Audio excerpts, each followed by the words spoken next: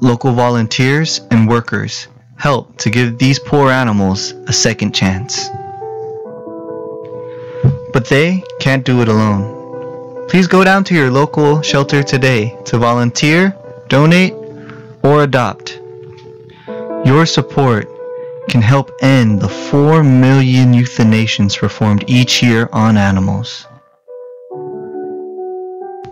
Please help. Give a little to save a lot of life. For more information, visit us at www.humanesociety.org. We play all the hits and everything in between. Hip-hop. I just wanna rollie with a dapper ranch. Rock. Know where you are. Welcome to the jungle, punk. Pop.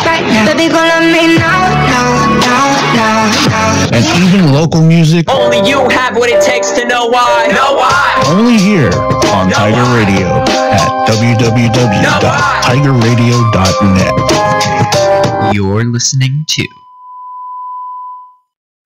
Tiger Radio. Clear.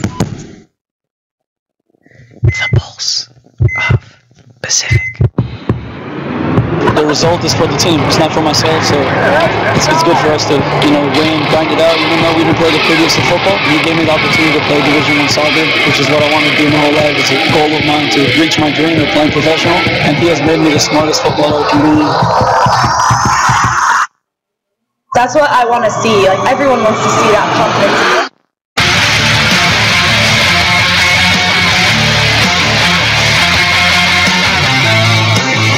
And yes, ladies and gentlemen, welcome back, welcome in to 209 Sports. I am JD Jeff Dominic.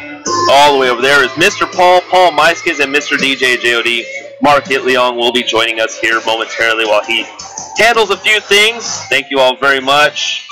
And Paul, what a tough week. I mean, that's just all I can really say to it. It's a tough week. Yeah, I think you made the joke.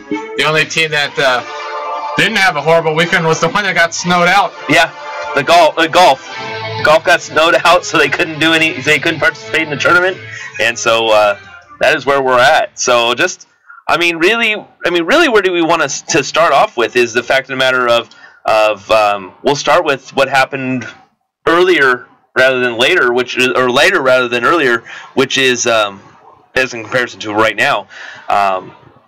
Is women's volleyball taking on 2 matches. Then not only do they take on 2 ranked teams, but they do it within a 38-hour span. And I sit there and I'm looking at the paperwork, and it's just like, that's just too much for one team, much bigger, a team that is still working to getting better to handle. And yes, they fought San Diego tooth and nail and took it to 5. They found a way to win those 2 straight sets, which, oddly enough, they win another third set, and then pushed to 4, and then now and unfortunately they just couldn't finish it off with winning in set 5. No, I mean, the game against San Diego on Thursday, they fell behind 2-0, although that second set, they forced it to extra. I think their first lead of the night was not until 25-24 in set 2, and they ended up losing set 2 30-28, and the loss. Well, it's never good to lose. Thursday's loss to San Diego certainly was, lots of positives, and then perhaps we just saw them run out of steam. Not only in that 5th set against San Diego, but then 2 days later against BYU, who showed why they're number 8 in the nation.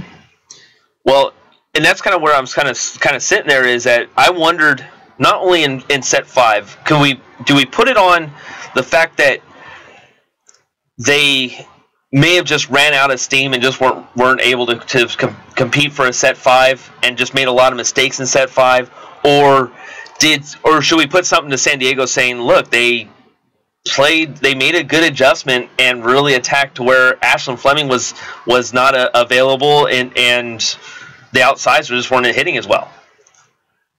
And I'm focusing on San Diego here a little bit, obviously.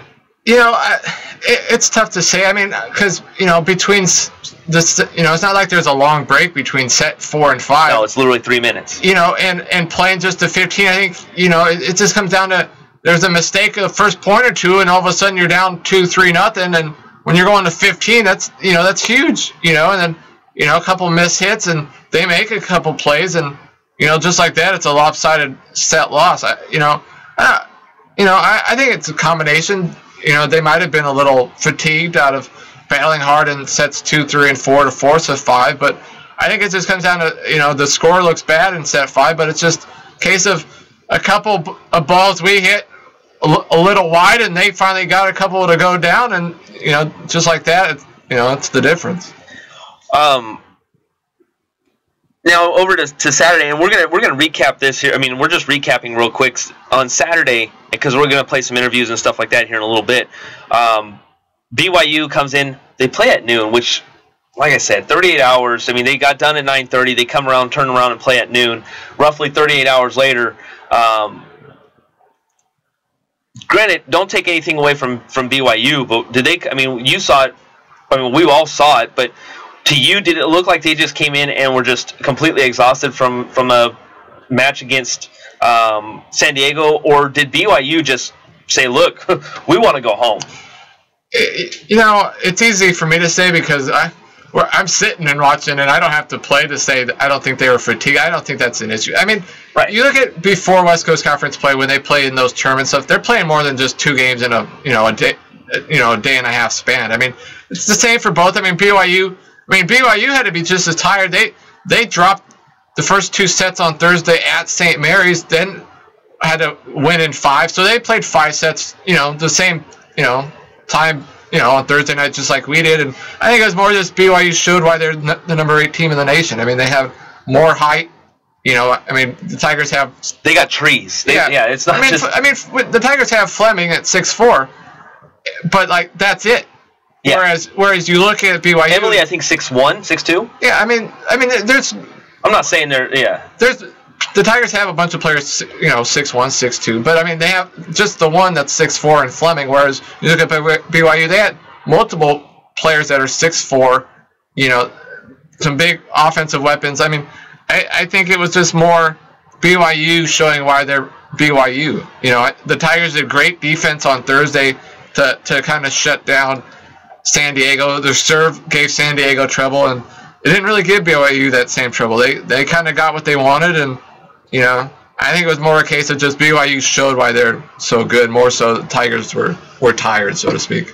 Let's move on to really a tough Saturday as well. Let's talk about the road stuff first, and we can quickly glance over women's soccer real quick because they were on the road. They got 4 wins though this season. That's, hey, we're creeping up here. I mean, they can probably inch one more out. I think. I mean, if they can get 1 or 2 more, I'm loving this season. I'm telling you what, I'm full on board 100% with what Coach Group has been putting out there. Well, I think a week or so ago when we were talking about their 3rd win of the season, we were talking, all right. It's 2 weeks ago, to be honest. Yeah, and we were talking about, so now what's our goal or expectations or hopes for the women's team? And I think we both kind of said, let's see if they can get to 5 wins. And they got the one West Coast Conference win already, and still more than a few games left to go in the season. So, you know, they, you know, certainly play a little bit better, I think, at home, which most teams do. And, you know, 4 wins already. I think already, even if they didn't win another game the rest of the season, it's been a positive season. And, you know, I wouldn't be shocked, but if they don't win another game this season, but I would think they'll win at least 1 more. And 5 wins has to be an outstanding season. I would love 1 win, 1 draw. 1-1, and then the rest of the season, I mean, hey, to be honest, I would love them to win out, but the reality has to set in at some point, and you know, I gotta get smacked some act right. But well, yeah, I mean, of course, we always want all the teams at Pacific to win every game they play. But I mean, you know, they lost at San Diego 3-1, but I mean, they were down 2-0. They scored to cut it to 2-1. They gave up another goal and lost 3-1. But even in the losses, you know, this season, they're losing just by a goal or 2. They're competitive even in their losses, and so you can take stuff away from even that, from those losses, is they're not getting beat badly by good teams, whether it's home or on the road. They're competing, playing hard, and the team's on on the right path. As far as the men's soccer, where do we go from here? I mean, another loss is I shouldn't say another loss. Let's try that one more time. They lost this week against a really good Portland team. Did they lose the West Coast Conference this week? No, but they dug themselves a big hole. I mean, I think more than 2 weeks ago, we kind of circled that game as kind of the game that could decide the West Coast Conference championship. And, as good as Portland had been playing, as well as Pacific, you kind of thought that, that'll certainly give Portland a big, advantage in winning the West Coast Conference, having the head-to-head, tiebreaker, so to speak, over the Tigers. But, it's not done. I mean, Portland's a solid team, but there's other solid teams that can give Portland some trouble.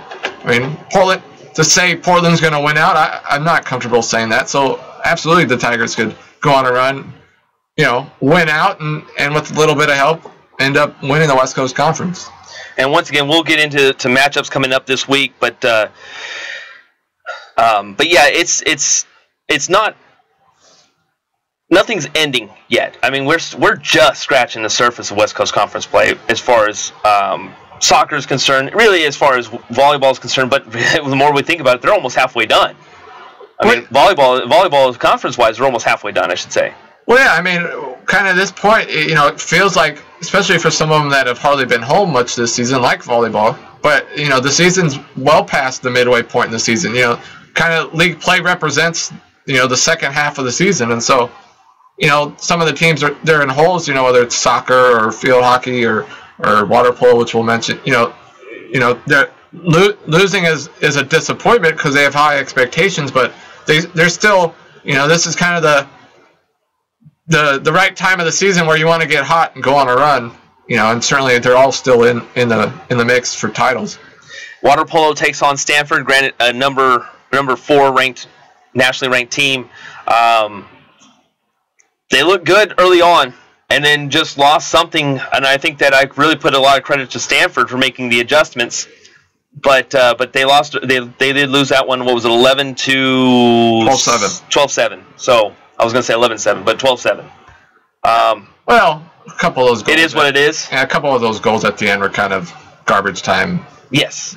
Goals, to say the least. But it was 5. What was it? 5-5 going into half. Yeah, it was 5-5 at halftime, and it was 7-6 Stanford going into the fourth. So it was a very competitive game, and really, I think kind of the momentum was like the final seconds of the third quarter. The Tigers had a point-blank chance to tie it, and the Stanford goalkeeper Drew Holland made a huge save to keep it from being tied, and Stanford then scored a goal or two and pulled away. I mean, neither side led by more than one goal until the fourth quarter. So I mean, it was a great game. I think the Stanford goalie kind of stole the game for the Cardinals, to be honest. I mean, I know the rankings, it wasn't an upset, 4 beating a 5, but, the Tigers in water polo, more than even my hopes of field hockey or the men's soccer, the water polo is going to be in the mix for a national title. So, while a disappointing loss, they still have lots to play for. Stanford's not in their conference.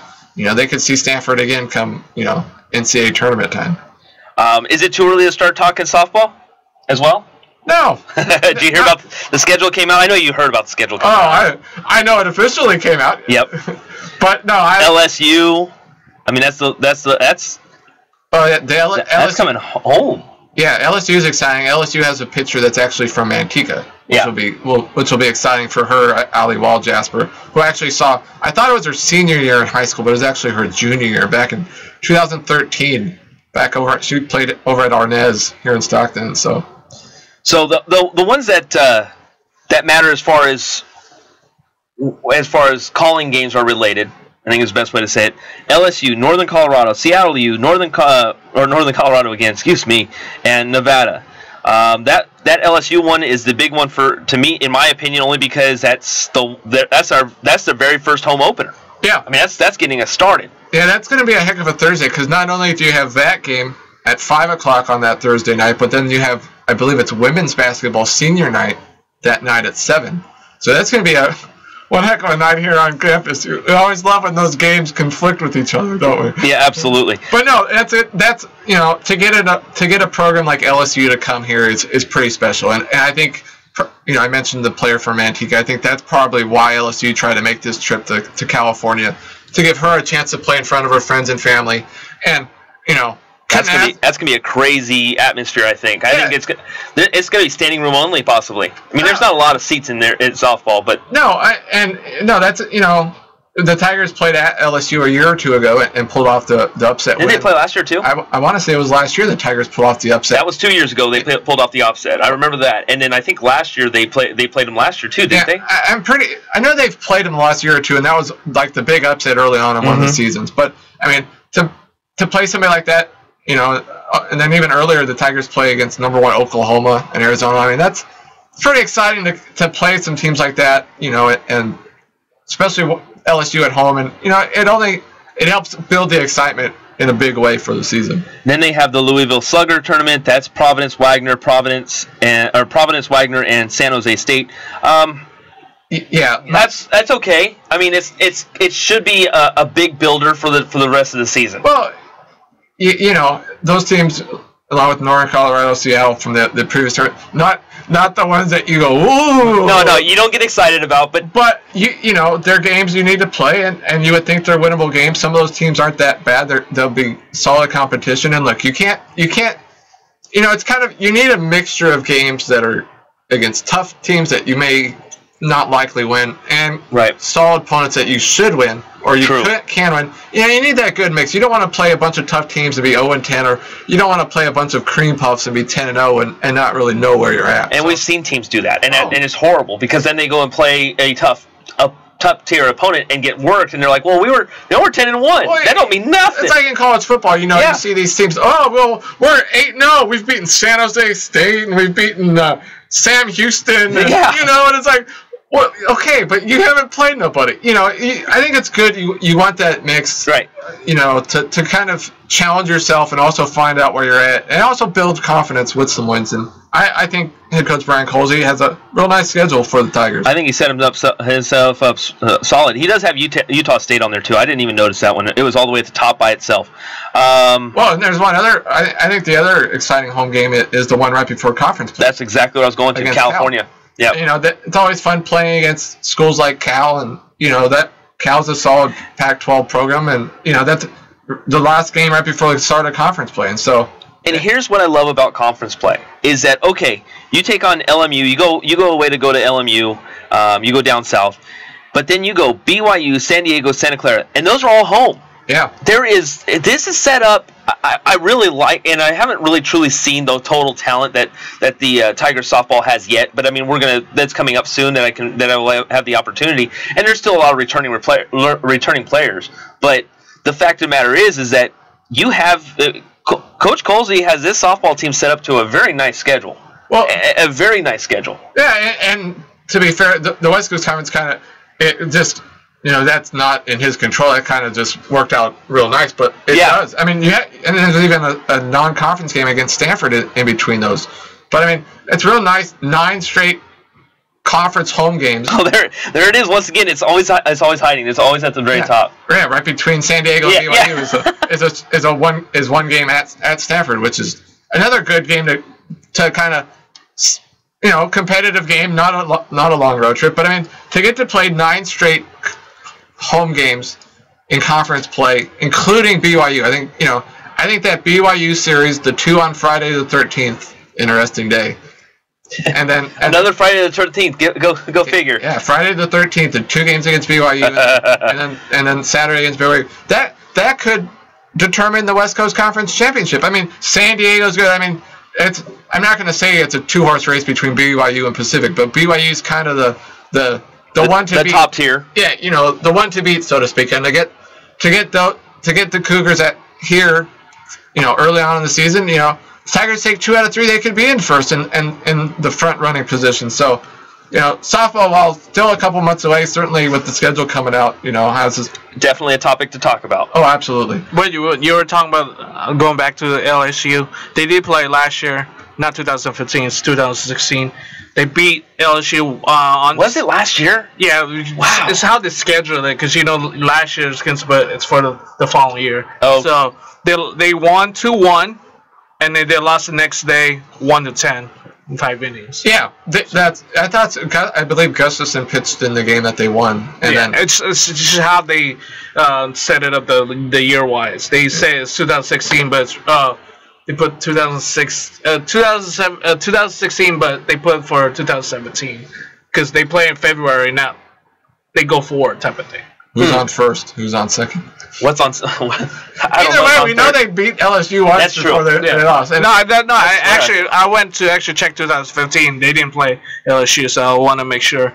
But they did went 1-1 against LSU. Oh wait, no, that's 2016, right? But then in 2017, this is 2018. No, it's 17. Okay. 17, 18, but they put 18. It's the year 2017, but they don't play 2017. They play 2018. Wow, I'm lost. Anyways, anyone keep track of that? Yeah, who's on first? No, what? Either way, they beat LSU. It's like Madden when they bring out Madden 2018. True. It's the year 2017. 18. Okay. There. Either way, we know LSU's coming here for their home. And that's all that matters. And I can only assume that if I've got this right, I would assume that Haley Reid's going to be on the mound for this. You would. There's no guarantee. No, that's why I said I would assume.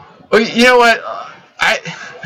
I'm going to say this, and I hope not. But like last season, and one or two of their tough games against tough opponents, they didn't throw Reed or Young. They had Lindstrom pitch or Walters, and so sometimes you never know with head coach Brian Colsey. But I would be shocked if it's not Marissa Young or Haley Reid. I think it's tough to pick between the two of them. Yeah. Who's one? Both had a good season last year. Yeah, I mean, I think it's more a 1A, 1B situation versus one's a clear number one versus a number two. But either way, those two, I joke with Christine about I'm not letting Marissa Young leave Pacific until she throws a no-hitter for me. So. Well, you only got one more year to do that. So she better make sure it happens this season or she's coming back for another year.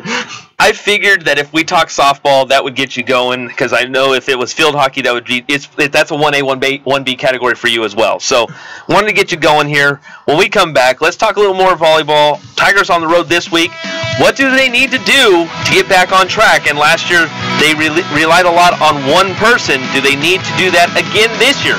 Right here on 209 Sports, Pacific Tiger Broadcasting, 209 Sports YouTube channel. She's 16 years old, but she looks like she's 25, wearing a tight dress she'll rip off in a shady motel room. She thought this was the life she wanted. She got the money, the clothes, the attention from her pimp, but she also can't imagine living without prostitution. She doesn't think she's a victim. She thinks she's in control, but she can't leave. When she's no longer the sexy little girl they want, she may only see one way out. This girl lived here in Stockton. She's one of thousands of girls in the city who has been sex trafficked but doesn't see herself as a victim.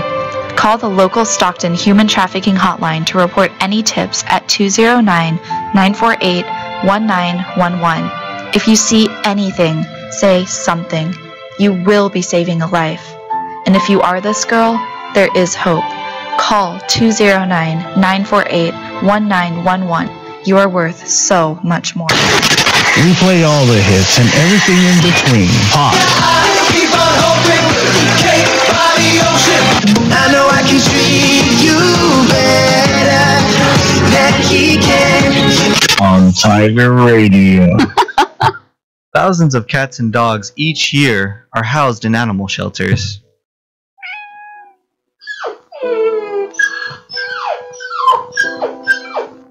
Local volunteers and workers help to give these poor animals a second chance.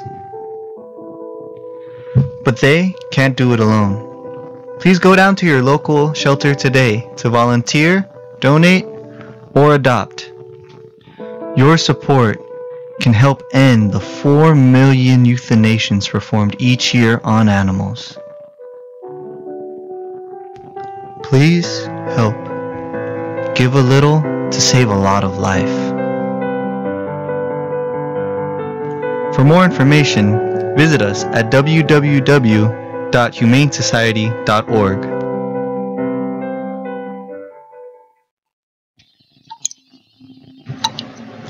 In 2015, California entered one of the worst droughts in state history. The LA Times reported that snowpack would only meet 5% of California's needs, and every resident in the state would have to cut back on water usage by 35% to meet the bare minimum requirements for sustainable reserves. The reservoirs were running dry, and time was running out. In a stunning turn of events, 2016 saw what many called the storm of the century hit California. Over the course of 2 weeks, the storm dropped enough water to make up for much of the drought in the previous year. The citizens became complacent. Individuals stopped switching to drought-resistant lawns. They stopped shortening their showers. They kept the water running while they brushed their teeth. This last week, however, California saw one of its largest reserves devastated. The Oroville Dam began to have issues, and though it did not completely collapse, it began leaking 100,000 cubic feet of water per second. This is a wake-up call. The war is not over. The degrading of California's infrastructure combined with overusage of water could culminate in millions going without the basic needs for life. Do your part. Conserve water. Contact your legislators to let them know you're keeping your eyes on our water infrastructure, and you expect them to as well.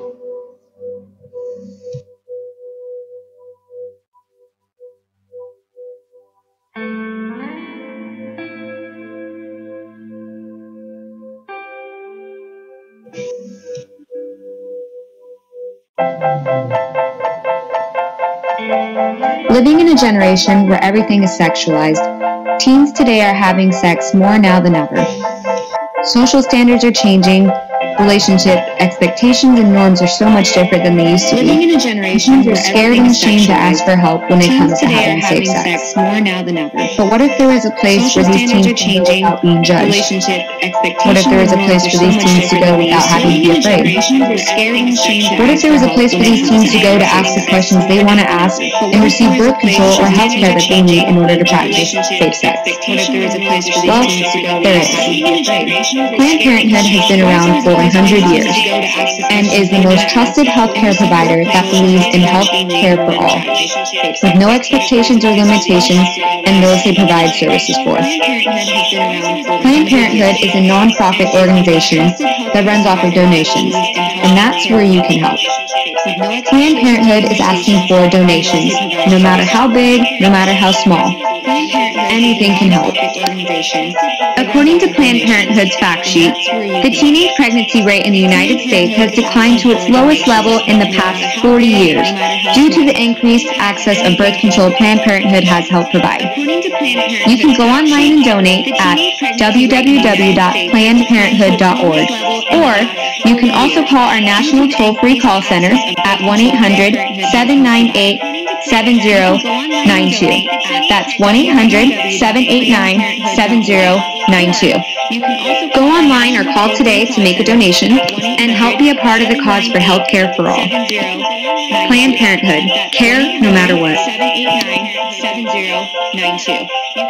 Go online or call today to make a donation and help be a part of the cause for health care for all.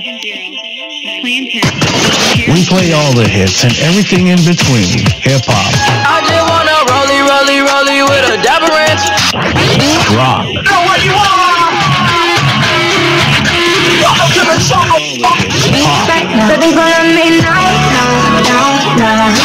And even local music. Only you have what it takes to know why. Only here on Tiger Radio at www.tigerradio.net.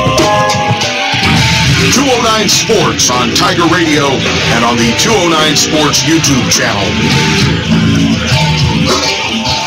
Welcome back, 209 Sports. JD Jeff Dominic, Mr. Paul Meiskins all the way on the other far side, and of course, Mr. DJ JOD, Mark Gitleong, kind of separating us. I mean, it's not like we're going at each other. We don't have a reason to, obviously, compared to like fantasy football classroom or anything like that. If you looked at that, you'll understand why. Go ahead and check it out.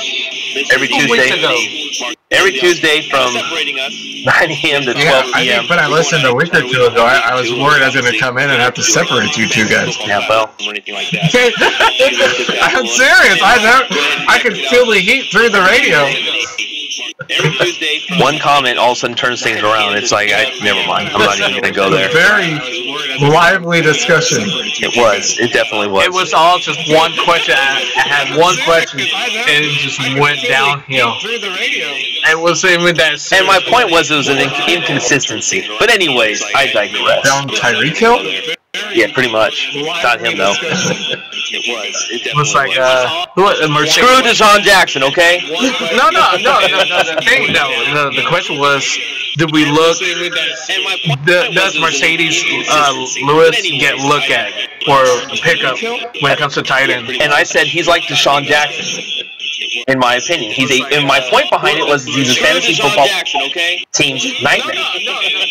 Is where I was going with it. And it got completely blown out of context. Things get out of context? No. Yeah, well. I can see that. I can see why you made the comparison to Mercedes Lewis and Deshaun Jackson, and I think I probably would kind of agree with you, but I'm not a part. I wasn't looking for that, though. You know what I'm saying? I'm saying more that it was just the problem was that he's so inconsistent. And that same week, he has 2 catches for 20 yards, and in the following week, he has a 100-yard reception day. That was my point behind it. I think getting worked up about somebody like Mercedes Lewis or Deshaun Jackson is really not worth the time you guys probably gave. I'd much rather talk about Emily Baptista and Creaky. Yeah. I was going to say Phil Hawkins, but you did mention someone from Phil Hawkins. I would Phil Hawkins. That's why you had to throw in that Phil Hawkins. Absolutely. Well, we'll talk. We've got a segment on field hockey in just a moment. We'll get to that. What time is that? In the next segment. I'm asking Paul. Is Paul already got that down? Well, we're already about 15 minutes behind, so you already know where that's going. We just throw everything out the window. Yeah, the whole timeline that works great until we start. Yep, it looks great, right? You're right. Let's go to volleyball. Back to volleyball, I should say, and we'll just really recap the game. We'll start with the first game, and that being against San Diego, University of San Diego Toreros, and it was a good match. It started off. I mean, I think that to be honest, if they could have found a way, and we'll listen to the coach's thoughts on it here in just a moment, but if they could have found a way to win set 2, this game and this match would have been, I think it could have been theirs.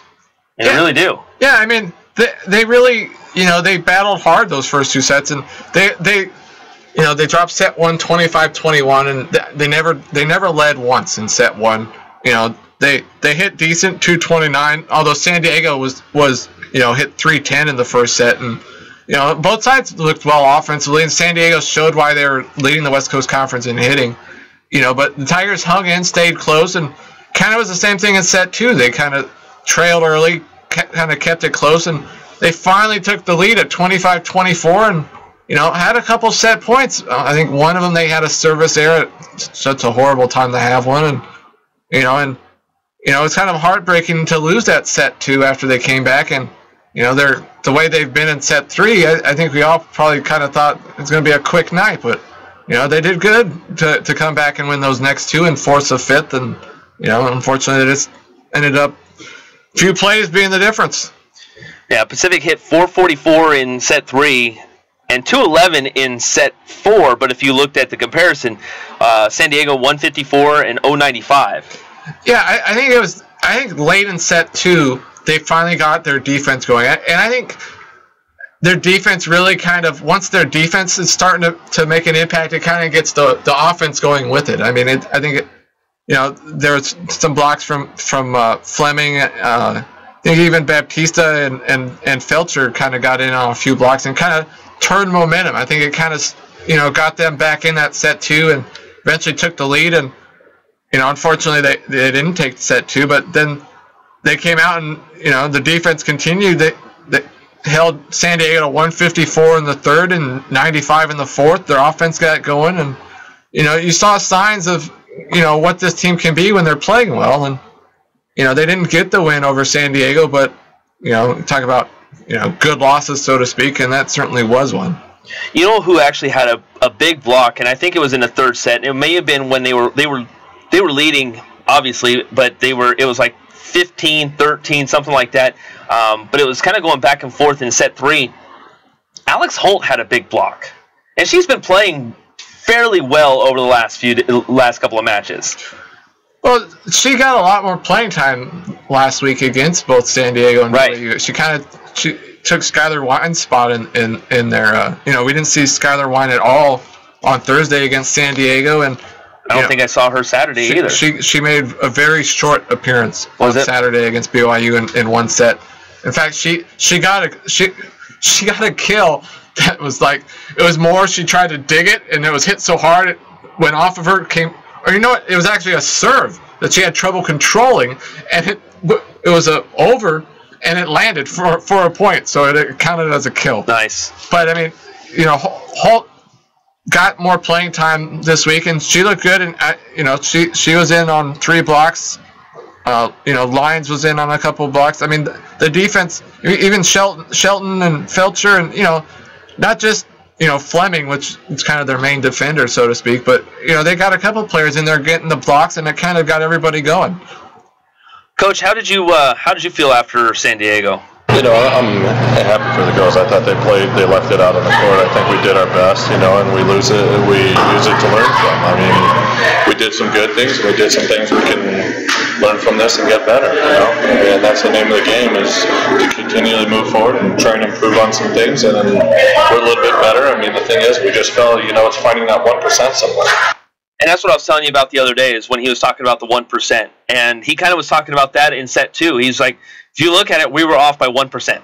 If we find a way to win one spot somewhere, we take this match. Well, yeah, I mean, like I said, they came back, they were leading 25-24. I think they also led 26-25 and probably 27-20. They had. I think it was 27-28-26 was their last lead. Yeah, I think they had 3 leads at 25-26 and 27. Couldn't get the points, and they ended up losing. And 28-27, I think too. Or no, they came back and matched it up. That's right. Yeah, I don't know. I mean, it was so close, but I mean, they had several chances where it just took one play to win a set, and sometimes that's what it comes down to. One ball that you're able to hit off a block and out versus you miss the block and you hit it out completely, and there's a difference of winning and losing a set. And sets 3 and 4, they dominated. They really did. I mean, the 25-21 scores in both sets are closer than it probably should have been. They had bigger leads. Set 3 should have been 25-18. I still say that there was a 4-hit ball and no one caught it. But I mean, both sets they were leading by 5, 6, 7 points. I mean, they were comfortably in front, and both times they, San Diego, got it to a couple, then the Tigers scored to win by 4. But it's like, they very easily could have won against San Diego in 4 sets, but they didn't. And then, set 5, Caitlin Lyons had a career high night. 16 kills, which was her career high. In the late in the 4th, early in the 5th, the balls that she was getting for kills early on were, she hit a couple wide, and again, it's just a couple point swing. In point Tigers or out point San Diego, and when you're only going to 15, it's just a couple point swing, and and that's the difference. Ashlyn Fleming, how did you? What was the difference going into competing in set 3 and 4? We weren't really taking opportunities of the close points when we were 25, 23, or 24. But then we came in there and we were like, we're playing good. This is good volleyball. Let's just start from the beginning, because we started slow in that first 2 sets, and we knew that we was just okay, start from the start, start right from the beginning, compete really hard, because we want to take them to 5. We don't have school tomorrow, so we were like, let's just stay up late and let's take them to 5. Well, they were able to do that. I mean, it's just unfortunately set 5 just didn't work out for them. No, again, a couple plays here and there was the difference. I mean, but going into that game, after the Tigers lost, and they only won 1 set the week before and lost to Pepperdine and LMU, and those were games you would think the Tigers would be competitive and win. Right. And so the fact they only won 1 set in those 2 matches is, had to have you coming into this week going, or last week, excuse me, against BYU and San Diego going, oh man, this could get ugly. And it didn't. They played great. I mean, they lost in straight sets to BYU, which we'll talk to more in a sec. But I mean, they played good. There's positives to see. You know, Fleming once again had the big. She had 16 kills as well, which was one off her career high. And you know, I still don't think she gets enough opportunities as well as she hits. I mean, she hit 464 in that game. I feel exactly the same 9 way. blocks. She came into the night second in the West Coast Conference in hitting percentage, only trailing Lauren Fuller, who was on San Diego on the other side of the net. And, you know, Fleming, when she gets her opportunities, she really makes the most of them. And I was glad to see she got 28 swings and had the chance to get 16 kills, but I still think they need to go to her a few more times. Love to see her in the mid-30s range. Yeah, I mean, it's a little easier to set the outside hitters versus setting in the middle. Right. It kind of It's kind of also dictated on what, you know, where the ball is basically and everything. But I mean, you know, if Lyons and Baptista are getting 40 plus swings, like there's no reason Fleming shouldn't be in the 30s at least, in my opinion. Once again, as you just said, Ashlyn Fleming hit 464 that night. What did I want to see here? There was the and then of course once again we talked about it. Now we can talk about it now. Is that they take on BYU and within a 38-hour span. What's the plan for adjusting to 38-hour turnaround, Coach? I don't know that was an adjustment. I thought, we came out with the intention of, putting it all out there. We just most definitely lost the serve and pass battle. But I think the girls were looking forward to this. We went out there, but we lost to, BYU is a much better team than us today. I mean, I get that. But, I think they came in, I really feel, and correct me if I'm wrong, but I felt like they just were tired. I think that San Diego just took a lot out of them going into a 38-hour span. And to be fair, BYU had to do the same exact thing. They went in and played a tough match. I believe they almost got upset by St. Mary's, if I'm not mistaken, that night too. Yeah, BYU had to come back from an 0-2 hold. They, in fact, they led set 1 against St. Mary's by like 7 or 8 points, and they ended up dropping set 1. They dropped set 2, and they came back and won against the St. Mary's in 5 sets. So they played just as many sets. I think to say the Tigers, to blame anything on the loss on being fatigued is not fair. Both teams played just as much, same amount of time. I think it was just the defense wasn't there. The offense, defensively and offensively, the Tigers struggled.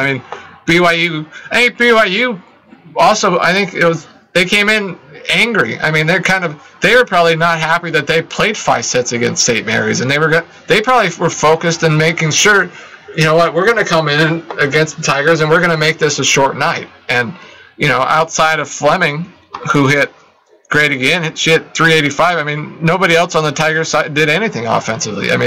They kept running into the trees, like you call them, the BYU trees up front, and BYU came out on fire in that first set, hitting 458, and it was just like, all right, this is going to be a short afternoon, and the Tigers hung tough, in both the first 2 sets, and, it's just, BYU is that much better.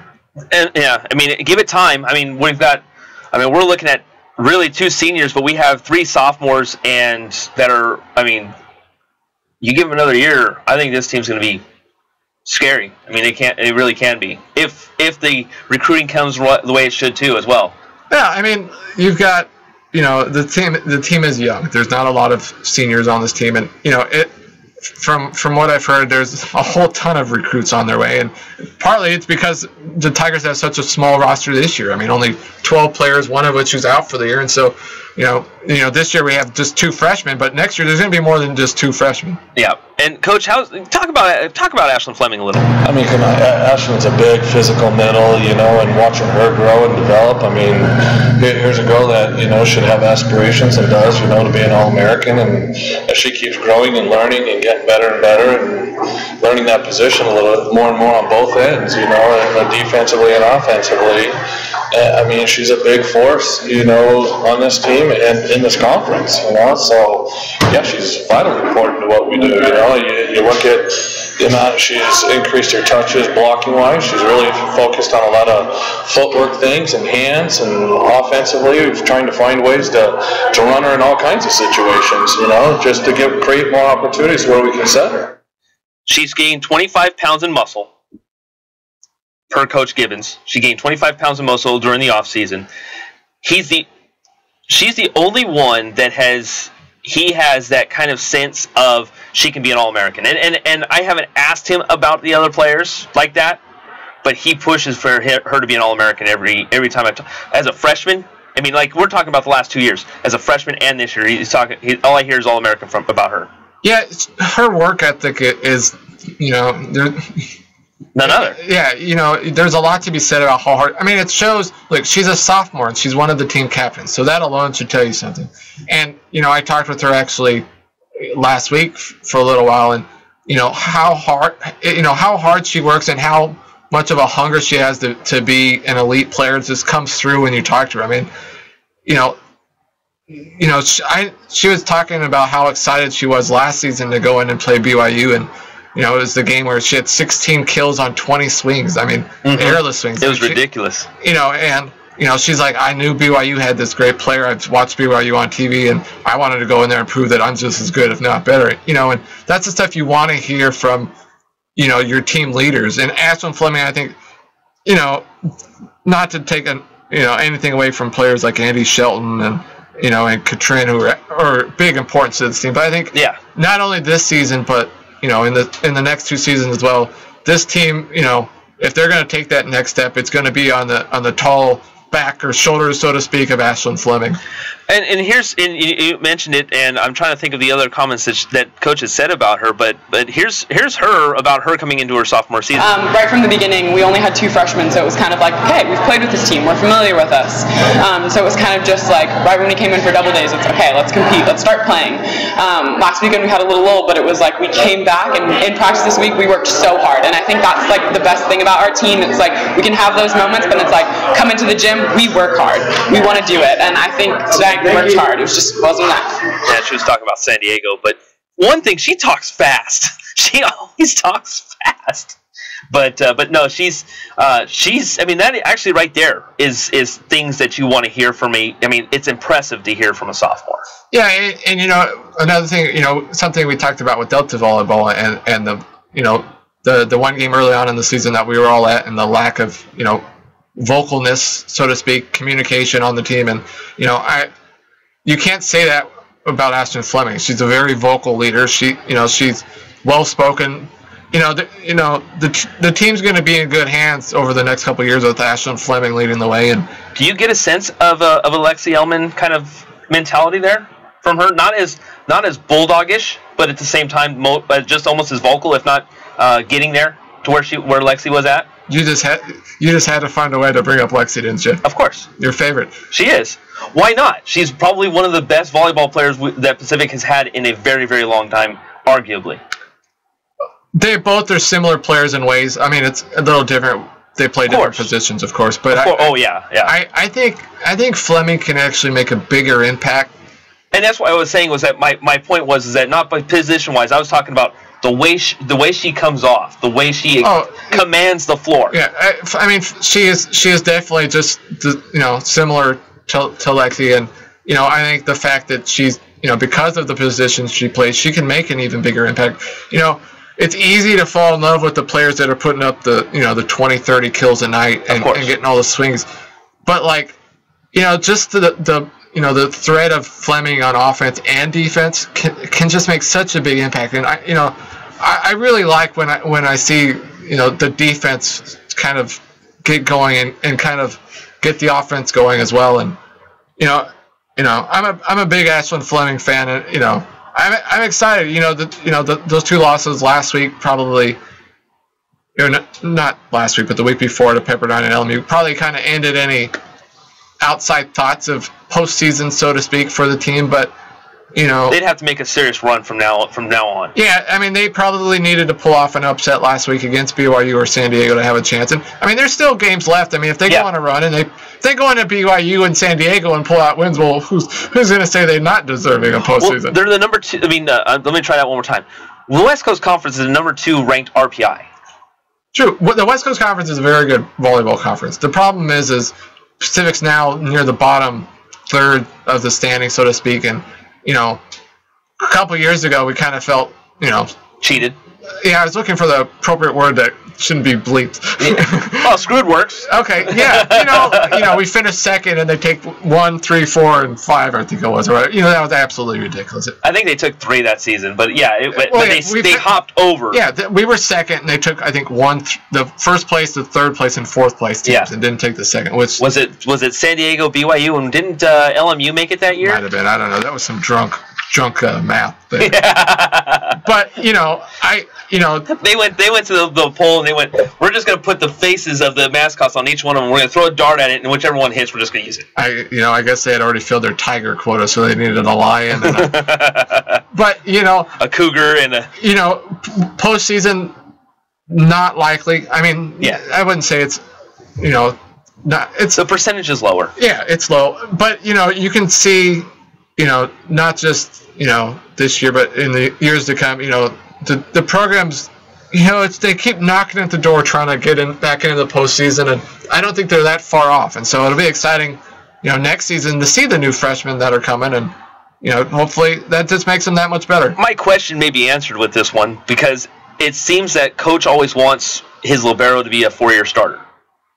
And last couple of years have been but the last few years have been filled by Trin Garba, the St. Mary's, just for you, Mark, because I know you've been quiet here the last few moments, so, throw a St. Mary's out there for you.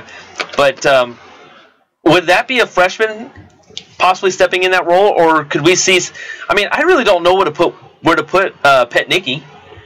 I mean, she could be a DS, a defensive specialist, but, where are we putting her? When we look at next year possibilities.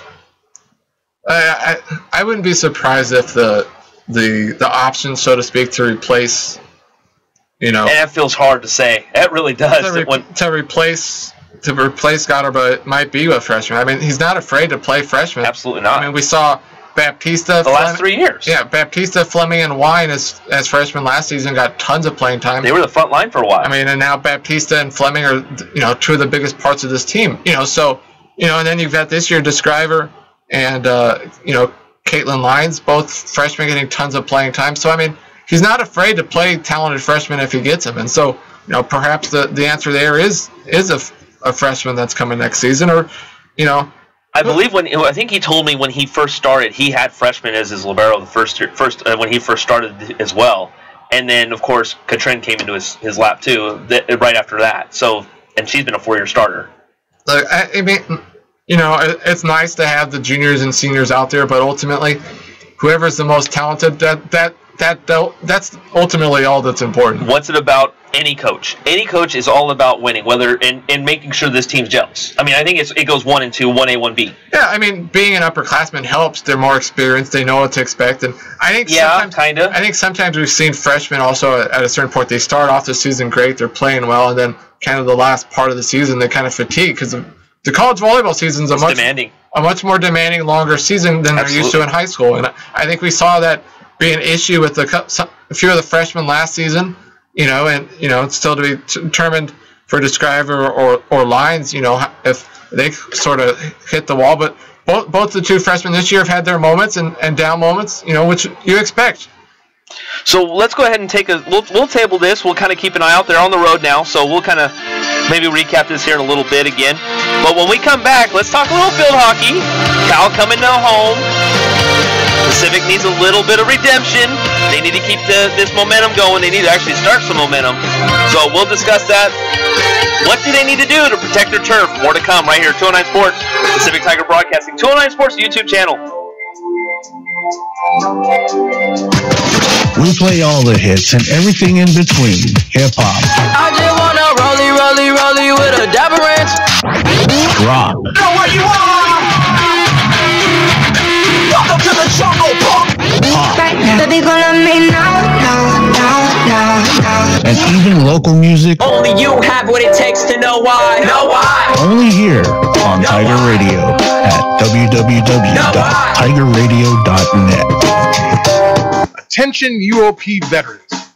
The Veterans Resource Center is your campus location for the education benefits you've earned. The VRC is located in the front of the main gym in the center of campus. The VRC has visits from VA health professionals, benefit experts, and employment specialists.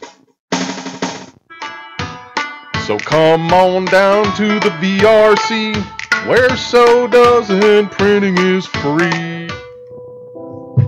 Thousands of cats and dogs each year are housed in animal shelters.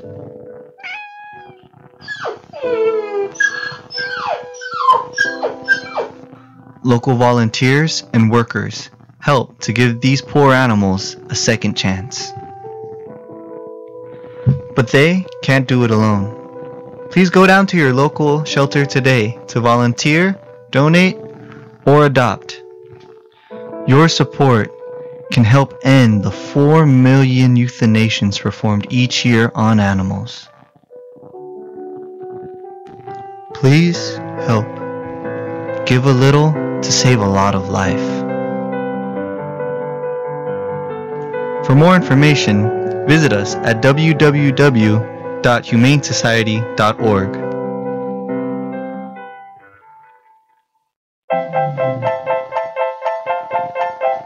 Living in a generation where everything is sexualized, teens today are having sex more now than ever.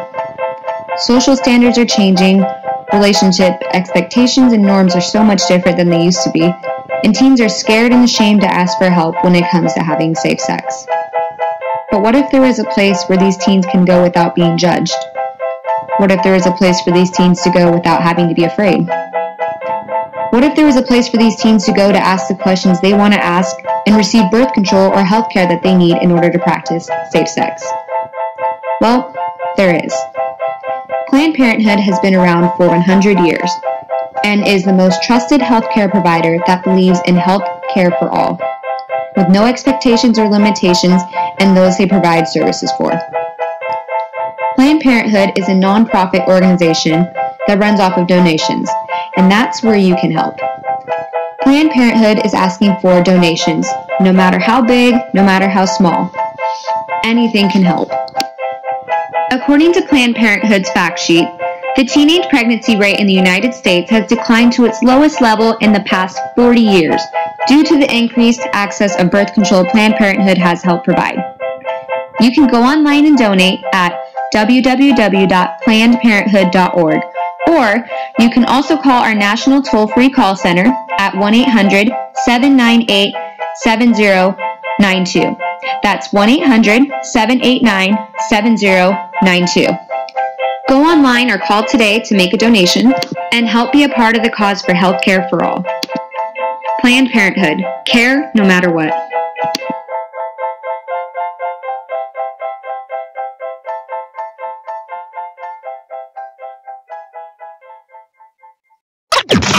Live at the Pacific Tigers Broadcasting Studios in the University of the Pacific in Stockton, California, Tiger Radio and Pacific Tiger Radio Network streaming online at tigerradio.net. Dude, you're the man. Now back to the music and the fantastic student show. 209 Sports on Tiger Radio and on the 209 Sports YouTube channel.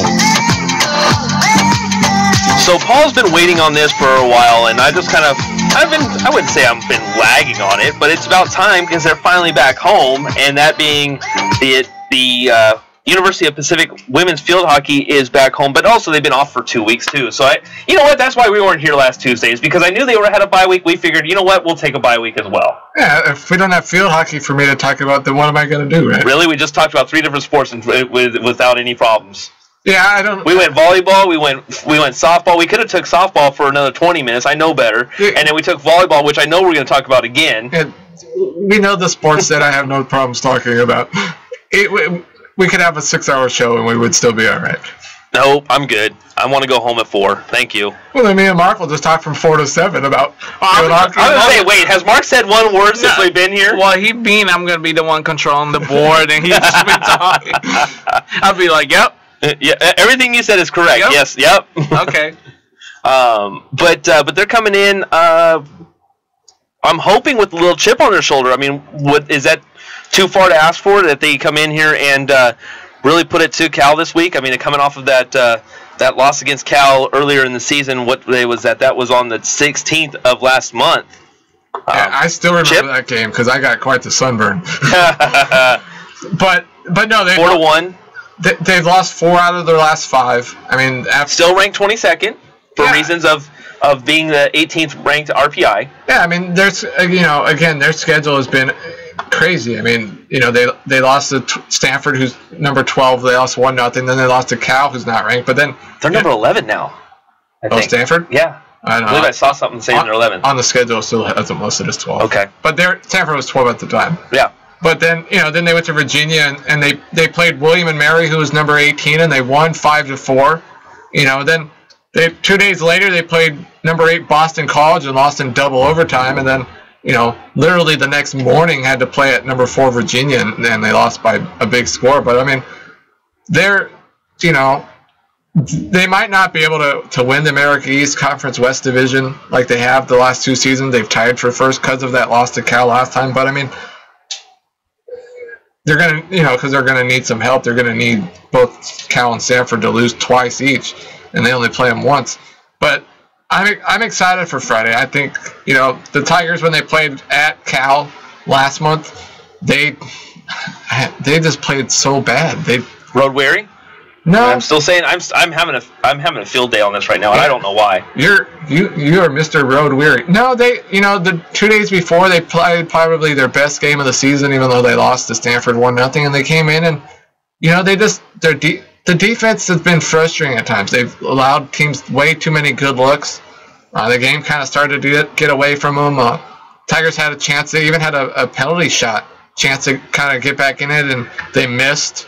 And then they got a red card, which I had never seen in field hockey before, which is absolutely ridiculous. If that official ever comes here, oh man. But I mean, it was just one of those days. It really was odd, and it was a game that I felt like the Tigers were going to win. I was excited to go on the road and see them get a win, and for some reason they just weren't there. But I know, I'm going to talk with Coach Andy Smith tomorrow. But I heard last week I saw him. I think I was on our way to volleyball, and he was saying he had 2 great practices, and he was excited for the games to get back going. And I think it's good. They kind of had 2 weeks to rest up, so to speak. Although I know they played an alumni game the other day during volleyball. But I mean, they had a lot of road games, a lot of games in a short span. So to have almost 2 weeks off before 2 games this weekend, I think is good. And I'd be disappointed with anything other than 2 wins this weekend. Well, yeah, we'll go over the schedule here in just a moment. But yeah, last time they played, Montana saw 9 shots on goal. I mean, that's pretty extensive on a team that's typically the Tigers defensively are pretty solid, and that game was pretty unique. I think that's the best way to really kind of go with. The season as a whole, I knew I knew anybody that pays attention to the program could know that their offense was going to be really, really good this season. Yeah.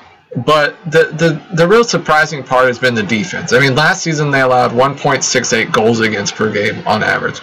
This season, it's almost double that, 3.2 goals per game.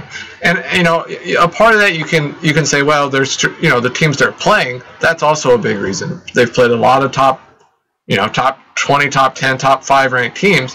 And those teams are going to score goals. But the defense, has allowed way too many opportunities for teams to get good looks, to get penalty corners when and good teams are going to convert on those. They showed, their defense showed they can play great. They lost to Stanford 1-0. I mean, they can shut teams down, but they really need to focus more on defense. I mean, the 2 of the 3 games in Virginia were 5-4 final scores. Like, that's, you can't be giving up that many goals. And their offense is great, but you need to try to win games 3-1 or 2-0, and not try to, indoor field hockey instead of outdoor field hockey. True. Now they're only averaging 2.5 goals per game on the offensive side, and that's kind of, I wouldn't say that's bad. It just doesn't seem like what we've been used to. So going up into this match against Cal, I mean, are we expecting to see a offensive showing that we were expecting? And I understand. I'm looking at the next one, and it's UC Davis, and I'm kind of going, okay, UC Davis, but the UC Cal's first. The UC Davis game is not should be 6-1 or 6-0. I'll set you an over/under on how many shots UC Davis gets. We're talking shots, and I'll say an over/under of 3. I would say push. I would be lucky, and I'm saying I'm lucky to say 3. I saw them play UC. Give me 3.5.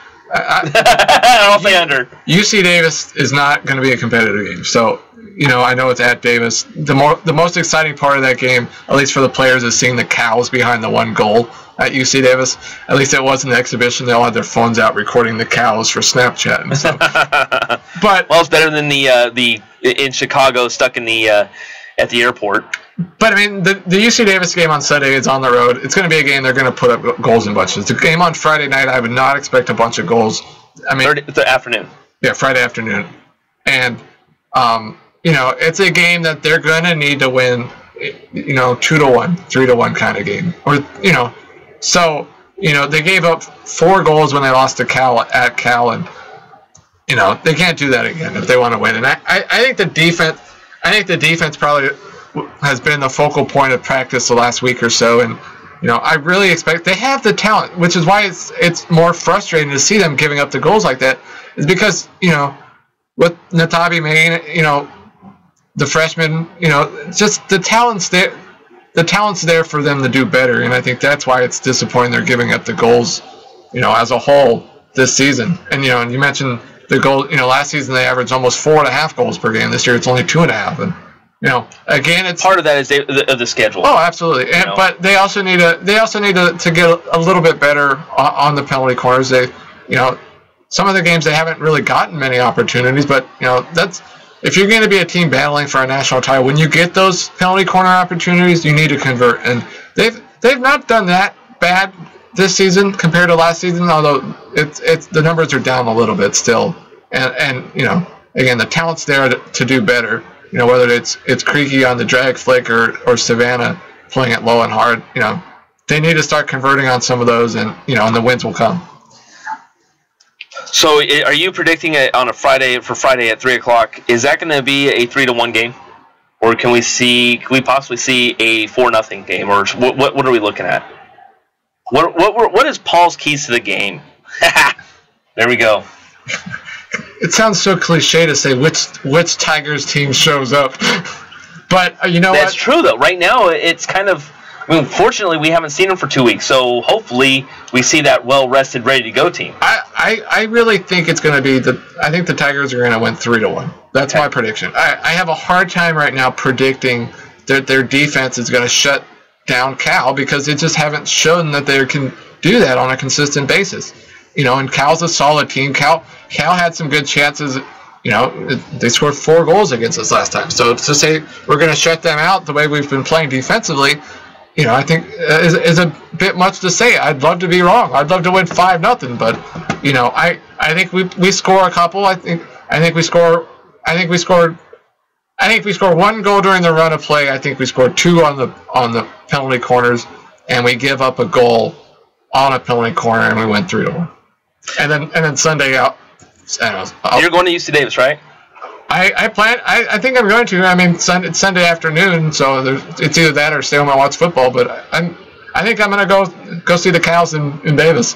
It's funny that you mentioned that because the UC Davis game kind of coincides right after the Niner game, and I might be able to make that too. Yeah, I mean I got to think about it. If you aren't I would say I'm a diehard field hockey fan, so there's reason to love it. I mean, it's fun. Well, and the NFL games don't really excite me too terribly much. So, other than my fantasy leagues, yeah, I can follow that on my phone. I don't really need to watch another Niner and Raider game stuck on my TV all afternoon. And that's why you get the red zone. Yeah, But I mean, and the other thing is in fact, the only thing that almost makes me think about maybe not going is the fact that I don't think it's going to be a competitive game. I think it's going to be a blowout win, and it's nice when you win in comfortable fashion, but sometimes it doesn't make for the most exciting game because the game's never in doubt. But to see them destroy a team, I'm leaning more towards going than not going, and and again, I think that game against Davis will be a comfortable Tigers win, and anything other than a shutout win by at least 5 goals, I'd be disappointed. We'll see how it all works out. When we come back, let's go ahead and hit that. Thank you. Let's go ahead and go to. What time is it? Let's go to men's water polo. Put up a good fight against in a loss against Stanford. Should we see a bigger fight on Friday? We'll talk when we come back. Pacific Tiger Broadcasting, 209 Sports YouTube channel. This is 209 Sports. We play all the hits and everything in between. Hip hop. I just wanna rollie with a dapper ranch. Rock. Know what you want? Welcome to the jungle, punk. Baby, go love me now. And even local music. Only you have what it takes to know why. Only here on Tiger Radio at www.tigerradio.net. Attention UOP veterans. The Veterans Resource Center is your campus location for the education benefits you've earned. The VRC is located in the front of the main gym in the center of campus. The VRC has visits from VA health professionals, benefit experts, and employment specialists. So come on down to the VRC, where sodas and printing is free.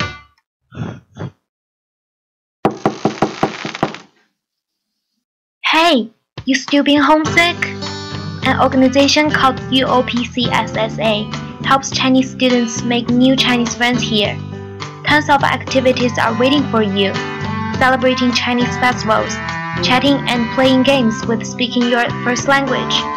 You will feel like home. Come and join UOPCSSA right now. 我们期待你。 She's 16 years old, but she looks like she's 25, wearing a tight dress she'll rip off in a shady motel room.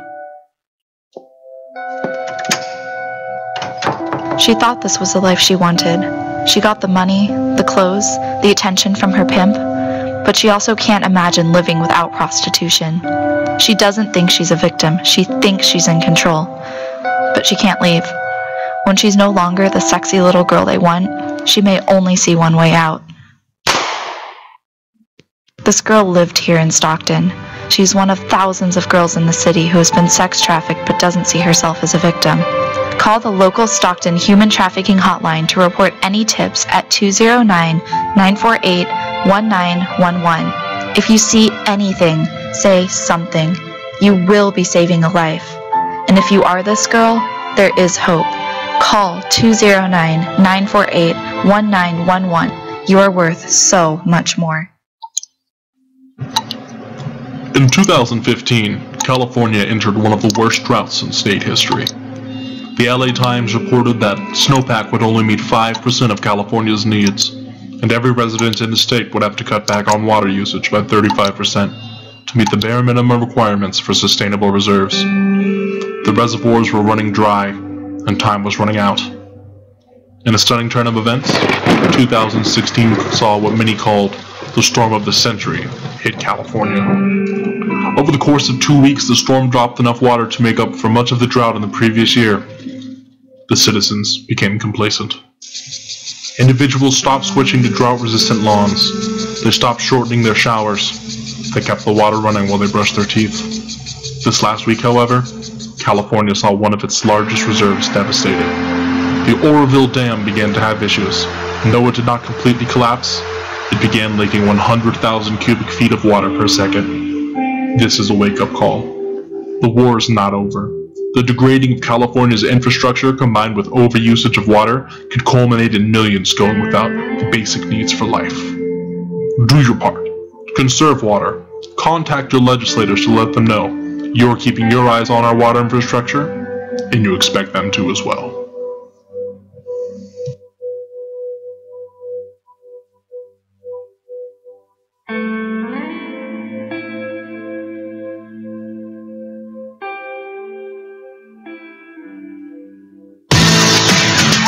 209 Sports on Tiger Radio and on the 209 Sports YouTube channel. Welcome back. JD, Jeff, Dominic, Mr. Paul Meiskens all the way on the other side, as well as Mr. DJ JOD, Mark Itleong right in between us. Thank you all very much for joining us here. And it was a tough weekend for Pacific Athletics. Once again, 0-4, and then of course golf gets snowed out, so there was no golf tournament there. They were on their way to Denver, Colorado, and just denied. Yeah, but I guess they all shot even par then, right? Yeah, there was no winner, there was no loser. We all just kind of tied.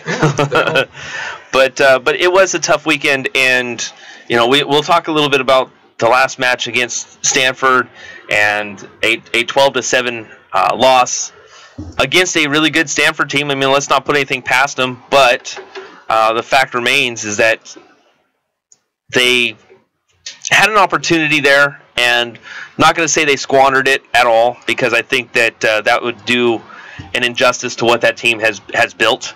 But I do think that this week may be pretty nasty for their next opponent, to be honest. I think it'll be I think I would hate to be it doesn't matter who it was. I think I'd hate to be the next opponent, because I mean, let's face it, that was their first home match and they just weren't able to pull anything out. But I'll tell you what, that crowd was pretty amazing though. Yeah, you know what? I wasn't surprised. I mean, literally, there was not a seat to be had. It was standing room only. There were people even sitting in folding chairs outside of the fence area in the one spot where there's no little ivy to block it. I mean, I think I saw the attendance number was 800 and something or whatever. But I mean, there's a reason why they call Pacific Water Polo U. I mean, the fan support that the Tigers get. I mean, it really is the best atmosphere in college water polo that there is. I mean, under the lights. The crowd was into it, tailgating. I mean, the parking, there was nothing to be found. You had to park in walkaways. I mean, it was a great night. The weather was great. I mean, the only thing that would have been better is if the score was flipped, if you're a Tiger fan. But, I mean, it was a great game. It was a competitive game into the fourth quarter, a one-goal game back and forth, and, the Cardinal pulled away late. But, I mean, the Tigers are a really good team, and they're going to be battling for an NCAA title this season. Which is nice to hear, because I think last year there was potential there. I can't sit there and say that it should have happened, because I start to look at a few things. That loss against Pepperdine being one of them. There was a couple other losses where I was like, wow, I don't think that should have happened, but it did. And then I think they just kind of lost steam. Well, they actually, I think last year them being number 4 in the nation was kind of a surprise. They were kind of saving.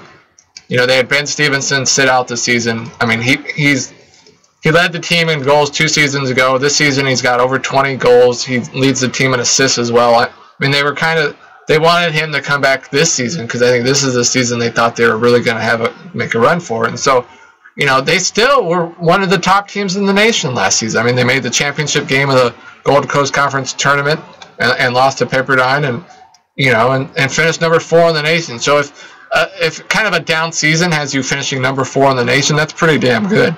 Yeah, and they're still going to be playing. Well, they've still got Pepperdine coming up. They've already beaten them once, and that was on the 23rd, 12-5. That's going to be a fun one that we'll have to take a look at. But yeah, UC Irvine this Friday. If you're UC Irvine, can you kind of be going, oh man, we're going to be in trouble here? I mean, as a Tiger fan, I should say we're looking at it going, UC Irvine is going to be in a little trouble. I think that this is going to be. I think that this loss to Stanford may have lit a fire under a caged animal that can be dangerous. I agree to a point. I mean, I think the Tigers. You never like to face a team coming off of a loss, because they're that much more hungry, or so to speak. And it was kind of surprising the Tigers' offense. The Tigers' offense. Averaging like 14, 15 goals a game. I mean, they're on pace to score more goals this season than in any other season in program history, including 2013, when they reached the national title game. And so, for them to be held to just 7 goals, that's surprising. They're not going to be held to 7 goals again this Friday against UC Irvine. But, you look in UC Irvine, ranked number 10 in the nation, you're thinking, oh, okay, they're not bad. But, I mean, they're perhaps a little better than you think. I mean, the UC Irvine lost to Long Beach State a couple weeks ago, 12-7, and you look and you see, well, the Tigers beat Long Beach State twice by 3 and 4 goals a week or so ago. So, 13-10, 14-10. So you look at the comparative results and you're like, oh, okay, maybe 15-8, the Tigers are going to win this weekend. But UC Irvine also, after they lost to Long Beach State, and they beat them 11-7 as well. They've played them 3 times, Long Beach State. But UC Irvine, after losing to Long Beach State, they beat Pepperdine in overtime, and then they beat UCLA, who's number 4. Listed on this as number 4, but UCLA is in the top 5 in the nation as well, and Pepperdine has a win over UCLA. So that right there shows, sure, Pepperdine lost to Long Beach State, teams that the Tigers comfortably beat, but they also beat a UCLA team that's one of the top teams in the nation. So it's not going to be perhaps as easy as you would hope that Friday should be. But all that said, if the Tigers don't come out and win by 3 or 4 goals, it would be a disappointment. And backtrack a little bit against Stanford. In the reality is and it happens a lot. And before I really start to state my statement, it happens a lot. So it just happened to be unlucky. There you go. There's a little field hockey term for you. But it just happened to go a little unlucky on the water polo side. You go 3 inches to the left or to the right. We may have been talking about a different game. I mean, on some of those shots. Sure, That's water polo for you, though. Both teams. You can say that in a lot of sports, field hockey too. I mean, soccer. It's sometimes it really is a game of inches. A couple inches one way, it clanks off the post and it doesn't go in. And that's exactly what unfortunately for Pacific, that's what they got a lot of. Yeah, and the other thing I think, the Tigers goalkeeper is a freshman, outstanding. He made some big saves. He saved the 1 penalty shot. Which was huge early on. And you're kind of at that point. He saved the penalty shot, then it led to a counter and a 6-on-5 opportunity that the Tigers scored. It was kind of a momentum shift, But I think a sport like water polo, especially, kind of like hockey, ice hockey, a goalie can change the outcome of a game, so to speak. If a goalie's standing on his head and having a hell of a night, Little Martin Brodeur. Yeah, it makes life difficult. And that Stanford goalie had several big time saves. True. Which, you gotta tip your cap, your water polo cap to the guy. And he made some great saves. I mean, Stanford, it's one of those, Stanford probably deserved to come out with the win because of the play from their goalkeeper. The Tigers had some chances where on most nights they probably would be goals, and then perhaps we're talking about a 10-8 Tigers win or a 11-9 Pacific win instead of the 12-7 loss. And when the Tigers made the national championship game in 2013, they lost by 1. I mean, games sometimes come down to such narrow inches. Volleyball second set, 1 ball in instead of out. And 1%. Sometimes 1 play, 1 inch makes the difference. And Saturday didn't go the Tigers' way, unfortunately, but. The talent levels there, the offense, the offensive firepower the Tigers have is outstanding. A couple guys with over 40 goals on the season, and neither one of those 2 guys really had a great game. Devin Thumwood had the hat trick for the Tigers. He had a great game, and the defense was Stanford at times had trouble even getting the ball past the middle of the pool. And they were down to 5 on the shot clock, and they're like back swimming onto their own, and so. Yeah, they would just chuck it and then run away. Stanford also had a couple goals literally as the shot clock expired. So I mean, the defense played well. The offense, had some good looks that were denied, and my field hockey hopes of a national title perhaps are a little more optimistic than saying the men's water polo team should be contending for a national title. I think that's much more realistic and still is. Let's switch gears here. When we come back, we'll have Delta Volleyball in the news. Gets through MJC, and now they have a big matchup against Folsom. And then Pack the House night the following night. It's a tough week. What should our expectations be over there? More to come right here, 209 Sports. Pacific Tiger Broadcasting, 209 Sports YouTube channel. We'll be right back. UOP veterans. The Veterans Resource Center is your campus location for the education benefits you've earned. The VRC is located in the front of the main gym in the center of campus. The VRC has visits from VA health professionals, benefit experts, and employment specialists. So come on down to the VRC, where sodas and printing is free. Thousands of cats and dogs each year are housed in animal shelters.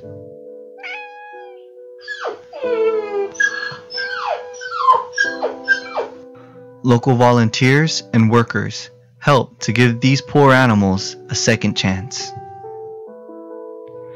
But they can't do it alone. Please go down to your local shelter today to volunteer, donate, or adopt. Your support can help end the 4 million euthanations performed each year on animals. Please help. Give a little to save a lot of life. For more information, visit us at www.humanesociety.org. She's 16 years old, but she looks like she's 25, wearing a tight dress she'll rip off in a shady motel room. She thought this was the life she wanted. She got the money, the clothes, the attention from her pimp, but she also can't imagine living without prostitution. She doesn't think she's a victim. She thinks she's in control, but she can't leave. When she's no longer the sexy little girl they want, she may only see one way out. This girl lived here in Stockton. She's one of thousands of girls in the city who has been sex trafficked but doesn't see herself as a victim. Call the local Stockton Human Trafficking Hotline to report any tips at 209-948-1911. If you see anything, say something. You will be saving a life. And if you are this girl, there is hope. Call 209-948-1911. You are worth so much more. Eric Eazy-E Wright, Urban Magic Johnson. These are just two of the many people who could not escape the horrible disease known as HIV. AIDS.gov calculated that 1.2 million people in the US are living with HIV, and 1 in every 8 of them don't even know that they are HIV positive. It is time for everyone to go to their local doctor and get tested. Let's do what we can to make sure we continue the fight against HIV, so that we are no longer hearing sounds like this. I don't want to die yet! But instead hearing sounds like this. I love you, Daddy! Listen to this message. Please don't ignore. Go get tested, and the life you will save is yours.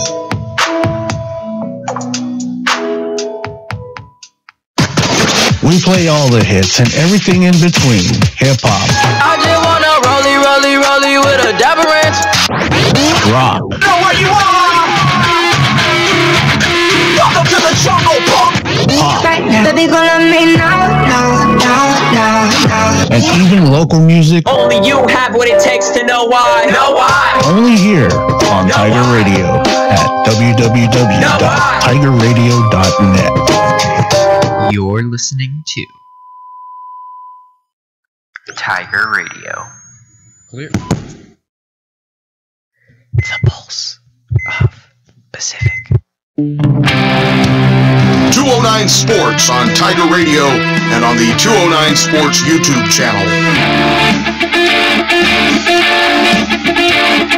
Welcome back. JD Jeff Dominic, Mr. Paul Meiskins, and Mr. DJ JOD, Mark Itleon. I was watching what he's doing over there. He's moving the camera around. He's working. Oh, he's gotta wake up now that we're getting. I might be quiet, but I'm moving. He's working. I'm making my fingers do the talking. Gotta warm up for Delta volleyball.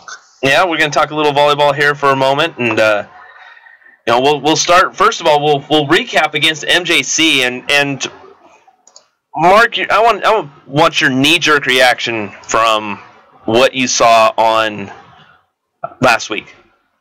last Friday, I believe. Was it Friday? Friday. Was it Friday? I believe it was Friday. Yeah, it was Friday because Thursday was Pacific volleyball. Okay. So it was a Friday. Oh yeah, Wednesday, then Friday. I mean, nothing really surprised me. I mean, that's how they've been playing the last several games. I mean, they won 7 straight, so they've been playing how they've been playing for the last 5 games of that winning streak. Nothing new for me. I know there's a lot of things new for you that you saw because you rarely go to the games. Unlike me, I've seen a lot of these games already. So I was like, nothing really. I mean, the communication is there. I mentioned that 2 weeks ago. It's much better. Yeah, I mentioned that 2 weeks ago on air, and then you just mentioned it last Friday. It was like, I told you that already. I told you. I told you the communication. Look at him. You're not messing with Marcus Delta Volleyball. He's coming at you. Oh, well, Paul, you're still here, does. Yeah, sorry, I don't have a... Hey, you know what? What's their winning streak? 7. 7 straight. So they've won 7 straight since I went to a game. Right? They're 0-1 with me in the house. Yeah, so... To be fair, that was before. Actually, their winning streak started after the tournament. So yeah, there was a tournament going. Well, no, that's what I said. No, that's what you said. No, he was there. He was there against Fresno City. Oh, that was like the 2 games. They lost again. They were 2-1 at that point. It was like, oh, okay. Well, because I mean, they included the tournament and all that, but beside that, they're still 0-1 when I've gone. Hey, you try to make it change it. Yeah, change. Oh, there could be winner of a 9. Why are you trying to make them 0-2 with me there? No, because they have They're a game. Not going 0-2. They have a game before you come in, so that's what I'm saying. If they could be winner of 8, and you could come there and make it winner of 9. Or you could start. Yeah, so I hope. What was that? Look at that. Did he drop a mic? He mic dropped us. But okay, so we go into San Joaquin Delta versus MJC. They win that first match 25-10, and it was kind of surprising. We'll get to an interview here in just a moment, but they said that they felt kind of flat to start things off. I'm like, you won 25-10, but we'll run with it. Well, okay, so I do agree with the response with the coach, the assistant coach, and even especially the assistant coach. They did play flat because I even also said this after the game was they didn't play how they play. They didn't play their style. Mm-hmm. They're playing their opponent's style. They played to their level.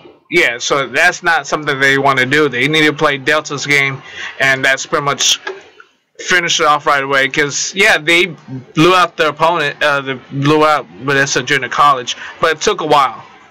We even said it felt like we were there for 2 hours. Mm-hmm. But in the last couple of games I was there, when they pretty much sweep the series, it felt like an hour game.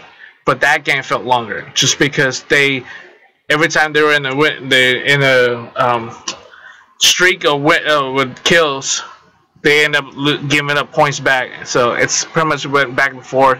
Even with the sweep, the past game, it just felt longer. It felt long. The impressive one was Amelia Thompson, arguably the 209 Sports Player of the game, and she went absolutely berserk, especially in set 2. I mean, Paul, we'll talk about this. I mean, something that I can throw you in there on is that when you saw, probably when obviously the one game that you saw, it was the last game you saw. The only game you saw was there was still communication still in the works on, and Amelia Thompson really wasn't there yet, mentally, as far as being an athlete on that team. Now that she's back, or now that she's there, she looks outright crazy awesome. I mean, she went 14 of 30. She hit 400. Yeah, I mean, I don't know exactly which player she is. Number 7. Is that the one where I mentioned I wasn't very impressed with? Yeah. Actually, yeah. It could be the... I don't know their names because that was the first time I've gone to their game, and outside of the one girl that her name's skipping my mind. Kylie, you're in pause? Yes. I couldn't tell you who the others are, but I know... But you knew Ashley. Well, that was different. But the one you're talking about now, I could see she had tons of opportunities to swing, and I wasn't very impressed with. I thought she got too many because she wasn't getting the kills. But like any team, the more offensive weapons you have, I think, you know, it doesn't matter the level. If teams are able to just focus on one player, you're going to have a tough time no matter how good that player is. So, you know, if Delta can get, you know, multiple players making big impacts, you know, hopefully they won't lose again, with me there or without me there. Amelia leads the Big 8 in kills per set, 4.47, hitting percentage 0.324, and ace per set 0.77. So she's improved immensely since the last few times I've seen her, and the last time you saw her. Mm-hmm. I think you'd be absolutely impressed. Let's see here, Coach Plateau, how did you feel about against MJC? I think that our girls played well. I don't think it was the best match of a season for us, but I think there were some good things out there. I think that they improved. They came out a little flat, but the communication picked up, and they persevered through it. And then, of course, Coach Plateau talked about Amelia Thompson and her improvements. Oh man, yeah, Amelia, we love Amelia for the reason that you had mentioned, is that she really truly does believe and that her teammates make her better, which I think that's what makes her a great player. She's one of the few players out there in the volleyball world that recognizes that this is a team sport, and she can't get to where she is without her teammates. That being said, she does put in a lot of work for herself personally. I know that she's been focusing this past week on learning some new shots, new ways of hitting the ball, and what's nice to see is that that's been carried over in the game today. And of course, how is Amelia Thompson fitting into her role? I would say our communication and our bonding, we've done a lot of bonding to where we're very comfortable with each other, we're trusting each other, so it's just allowing us to play better. So that leads into this week in a probably what could decide the matchup or the Big 8 conference, and that is that match against Folsom. And there is a little bit of bad blood starting to form there. I think that Folsom wants to put it as a rivalry, and I don't know if Delta wants to, but the way that everything kind of worked out, last time that Folsom was in the Markopolis gym over there in Stockton on the Delta College campus, they decided that one of their outside hitters decided to get excited and flip off, make an obscene gesture to the crowd. And this was after the game when it was already said and done. It was during the game still. It was? Yeah, it was during the game. And because I remember I was talking to Coach Mordaunt's husband after, and it was during the game. It was after a kill, and she decided to make an obscene gesture to the crowd.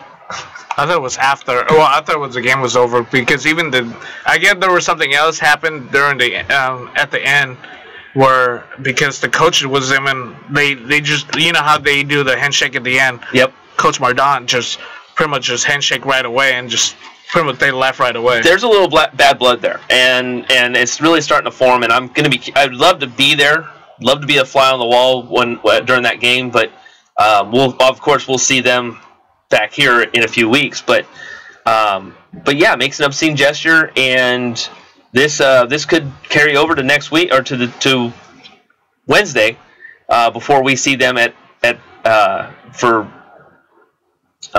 against Sierra at home finally.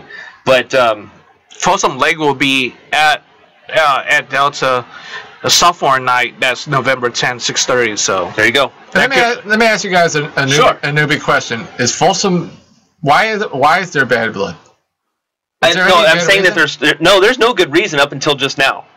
Last year really started it, I would say. It's just been forming since last year too. Has Folsom been that good lately? Last few years. I'd say the last 3 years. But have they been as good as Delta? Yeah. Yeah. Better than? Or it's been 1A, 1B. I think Delta took the conference the year that Folsom really started to come up, and then Folsom took it last 2 years, I believe. Or last year. Okay, I guess that makes a little sense on why there's a bit of a rivalry. So yeah, and but here's the thing: is that I think that the Folsom Lake coach kind of starts to put a chip on his shoulder, and I think that it rubs some people the wrong way with the mentality that he brings or that they bring, I should say, not he, but well, they. If and I'm purely, this is just purely speculative. I'm not trying to be fake news in it. No. But we don't have that here. It could, I'm sure, if the coach feels that he or his program are being disrespected, he can, kind of have that rub off onto his players. Who knows? He's sitting in the going, Delta thinks they're better than us. And it could be totally BS. Yeah. He could feel like he's not getting the respect as a coach, perhaps that the Delta coach gets from others, or who knows the reason. But coaches love to find reasons to motivate teams. My favorite is teams ranked number 3 in the nation. No respect.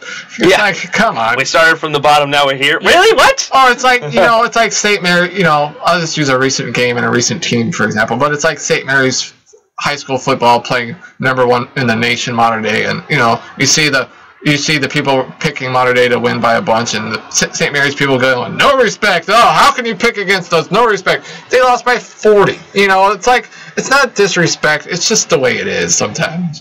People get so worked up about things. Coach, how do you feel about back-to-back matches? Well, the one thing we did talk about with them, we went back in the locker room, is our motto this season is sacrifice. And so, obviously, this weekend the girls are going to have to be doing some of that as it relates to preparing themselves for next week. So, they're going to have to do some sacrifice and get a lot of rest, eat well, and just come in ready Monday to play. And look at this, these 2 teams that we're going to be playing are the same as any other 2 teams. We just have to go in with the mindset that we're ready to go. And of course, Amelia Thompson, how do you feel about Folsom? We know Folsom really is a team to beat, especially to win conference. So I think in practice we're just going to get after it more so we can potentially come out with the win. So the focus is there. Once again, the you can call it quote-unquote bad blood, but here's what concerns me, and I think that we were talking about the rotation, and Coach Plateau kind of mentioned it, that it's going to be about sacrifice, is you play back-to-back. I mean, I get it if you're, certain levels need to be ready for that. Is that too much to ask for a JC level, or, because it is, and I guess that's a bad question. It's in a little bit of a unintelligent question, because the reality is that these athletes, most of them are going to try and go into D1, D2, D3 schools, and so they need to be ready for this anyways, right? Yeah, I don't think 2 games in 2 days is a big deal in any sport, let alone, maybe football. Football would be a different, but they're never going to do that. And I guess if you want to go to the NBA, I guess they feel that back-to-backs are hard. But see, I don't. I'm being funny about it. Yeah, sorry. That's ridiculous. Look, when no matter the sport, when you're growing up, whether it's for me it was soccer. I don't know what it was for you guys, but when you're football. Well, football, like we just said, it's going to be a different example. Mm-hmm. But I practice every day. There's soccer, whether it's soccer, boys or girls basketball, volleyball, especially softball, baseball. Yeah, especially sports like softball and volleyball. When you're playing and you're a good player, like most of these players that are playing, whether it's Delta or here at Pacific. And if they play softball for Pacific, softball for Delta, volleyball, when they've grown up, they've played on AAU or travel teams where they've played way more than 2 games in 2 days. Mm-hmm. They played 2-3 games in 1 day and then did it again the very next day. So, sure, there's going to be some fatigue if you're playing 2 games in 2 days, but I think, I don't think it's that big of a factor. I think they're used to it. Now maybe they have more homework to do because they're college students, and their times, some of their time spent elsewhere besides just practice and games, But I don't think 2 games in 2 days is a big deal for anything other than NBA players who are getting paid millions. Mark, what's your expectations over the next couple of days, Wednesday and Thursday? I'm looking forward to. They're just saying that that Thursday is supposed to be a blackout, like where everyone's wearing all black and. For the Delta Mustangs, albeit that it's supposed to be the breast cancer. I'm gonna wear white. Really? I'm gonna be the odd man out. Really? I'm gonna be like wear a yellow shirt. Yeah, I think Mark should wear one of some neon orange Pacific shirt. Right, there you go. That's so bright. He's gonna wear the beat Cal shirt. There you go. You know, I never got one of those. Oh really? I'll just put some tape over, put Sierra or someone else. Oh yeah, you want to walk out of there alive or what? Or Sierra. No, I said beat Sierra. Oh, beat Sierra. I'm sorry. I said change the Cal. Oh, I heard was Sierra. My bad. No, I was gonna answer your question was about playing back to back. I mean, they play tournaments, so I mean they play more than 2 games. I mean, yeah, it's different because this is a conference game, and it's still they should be adapting to it right now. I mean, be able to play multiple games. So I don't know how you look into that, if that makes any difference between you guys playing. Because they had several tournaments in the beginning where they had to play multiple games in a short amount of time. Kylie Irvin-Paz needs to find a way to step back up. I mean, I get it. This may be Amelia's team now. I mean, to be honest with you, I think that she's played exceptionally well. From what and I'm going by stats, but from what I saw the other day, I'm wondering if this is that freshman's team now. Well, I mean, I even said it. I even said it that Amelia Thompson was a player that could have went D1 if it wasn't for her grades. Right. So she's playing a team where she should be playing somewhere else, a D1 team, not Delta College. So it's gonna be her team. I don't really think it's her team right now. Yeah, but yeah, the sophomores and juniors on the team for Delta needs to step up. But the premise, as long as their vocals, like Kylie Irvin-Paz, she said 2 weeks ago during the last time we interviewed her, was saying she needs to be more vocal, and that's pretty much what she's been doing. Yeah, she's not getting her dominance like she was during her freshman year, but as long as the team's winning and she gets her points and her vocals are there, I think that's all she could ask for, and for what the team should ask for, and to see the freshmen step up, i.e. Thompson, and of course I also think Ashley Appel is up there to win against the kills. But last game she wasn't really playing that much because I don't think she had a good practice, and her other team was killing it. So now San Joaquin against MJC, they hit 330. I mean, that's pretty good.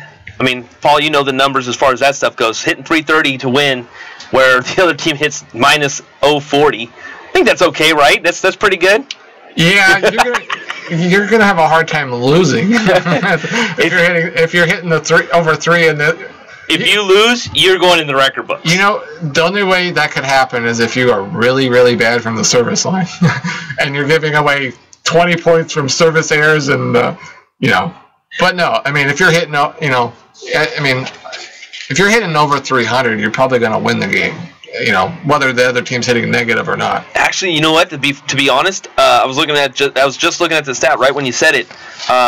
Service errors. Delta had 10 service errors compared to MJC. If there's one category they won, they only had 4 service errors. Then, to be fair, they weren't serving that much either.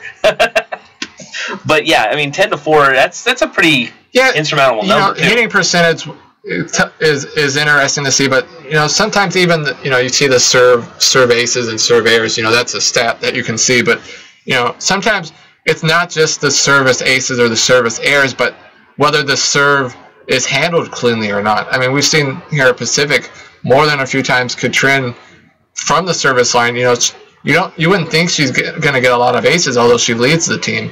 She doesn't have the big jumping, powerful serve like Andy Shelton, but her serve gives teams trouble where they're not getting clean. They're not receiving it clean, and so they're ending up playing free balls over, or they're giving away. Not necessarily giving away points by allowing aces, but they're playing free balls over and giving up opportunities for the serving team to score right away. You know what's, and as you mentioned that, what's crazy about Trin for Pacific is that she may not have the biggest power, but she's so accurate for where coach wants her to place that ball, and I think that hurts the other teams mostly. Yeah, I mean, like I said, her serve is not the big, powerful serve. It's more of a line drive. She's the Greg Maddux of of volleyball, right? Yeah, I mean, she had an ace. Solid? She had an ace. Solid? Just get some of my braids from Maddox, and yeah, you can put two together. There you go. But no, I mean, she'll get an ace here or there. But I mean, again, the serve sometimes you don't have to necessarily get an ace for your serve to be effective and affect a game. And you know, a good serve and getting a team out of rotation, giving them a tough time handling serves and playing free balls over can be such a big factor in a volleyball match. You know, both positive and negative. So let's go ahead and we'll keep an eye on that. They play Folsom on Wednesday. Pacific or Delta does. Goodness gracious! Now we're all over the place. Delta plays Folsom 6:30, and then on Thursday, pack the house night, all black. Mark, you sure about that? I need to confirm with Coach. Yeah, you might want to confirm with Coach. I'm only going by what... I'm the insider at Delta. I'll listen to you. But what time's that game? 6:30. They're all 6:30. They're all 6:30? So, there's no 6 o'clock anymore. I'm going to show up in a neon shirt and say what Mark told me to. Write it down. Put it on the shirt too. Just write. You know Mark told me to wear this. I can wear black and I'm still going to stand out. So I'm good. Let's take a small break. When we come back, let's. Hopefully it's not hot. If we're all wearing black, that'd be sucks. Yeah, that would. MLB playoffs, not your typical pitcher's duel. Kind of, sort of now. Does it make the game more enjoyable to watch? Kind of changing gears here, right here on 209 Sports, Pacific Tiger Broadcasting, 209 Sports YouTube channel.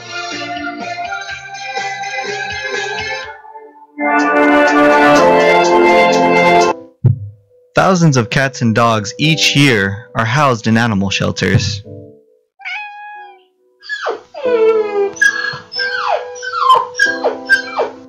Local volunteers and workers help to give these poor animals a second chance. But they can't do it alone. Please go down to your local shelter today to volunteer, donate, or adopt. Your support can help end the 4 million euthanations performed each year on animals. Please help. Give a little to save a lot of life. For more information, visit us at www.humanesociety.org.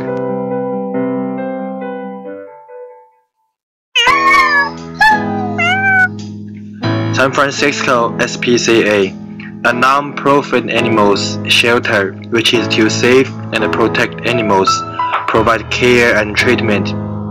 In 2015, the live release rate for the entire city of San Francisco reached 93%. We imagine a community where every animal has a loving home, where animals don't need the support of San Francisco's rescues and shelters. The SPCA is an independent, local non-profit that receives no government funding and is not part of any national organization. We rely on your support. Come to join us. We can't do this without you. You can go to www.sfspca.org to donate or contact us 415-554-3000. Eric Easy E. Wright, Irvin Magic Johnson. These are just two of the many people who could not escape the horrible disease known as HIV. AIDS.gov calculated that 1.2 million people in the U.S. are living with HIV, and 1 in every 8 of them don't even know that they are HIV positive. It is time for everyone to go to their local doctor and get tested. Let's do what we can to make sure we continue the fight against HIV, so that we are no longer hearing sounds like this. I don't want to die yet! But instead hearing sounds like this. I love you, Daddy! Listen to this message. Please don't ignore. Go get tested, and the life you will save is yours. She's 16 years old, but she looks like she's 25, wearing a tight dress she'll rip off in a shady motel room. She thought this was the life she wanted. She got the money, the clothes, the attention from her pimp, but she also can't imagine living without prostitution. She doesn't think she's a victim. She thinks she's in control, but she can't leave. When she's no longer the sexy little girl they want, she may only see one way out. This girl lived here in Stockton. She's one of thousands of girls in the city who has been sex trafficked but doesn't see herself as a victim. Call the local Stockton Human Trafficking Hotline to report any tips at 209-948-1911. If you see anything, say something. You will be saving a life. And if you are this girl, there is hope. Call 209-948-1911. You are worth so much more. You're listening to Tiger Radio. Clear. The pulse of Pacific. 209 Sports on Tiger Radio and on the 209 Sports YouTube channel. Final hour here on 209 Sports as we're kind of starting to branch away here a little bit. We'll recap things here in just probably the bottom of the hour, but for now, let's just kind of relax ourselves a little bit, talk a little bit about baseball. I mean, it's Paul, like I've told you before. I mean, we've done so much baseball this season. You got a thumbs up? What are you doing? Mark, what the hell are you doing? Just because she didn't reintroduce us, so. I was working on it. No, you wasn't. Go ahead. Do I need to separate you two over there? You might need to. It might get a little physical here in a minute. But the cameras have been shut off here in the studio.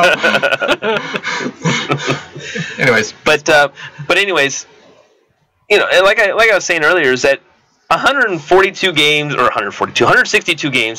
and plus you add in what we've done with Ports,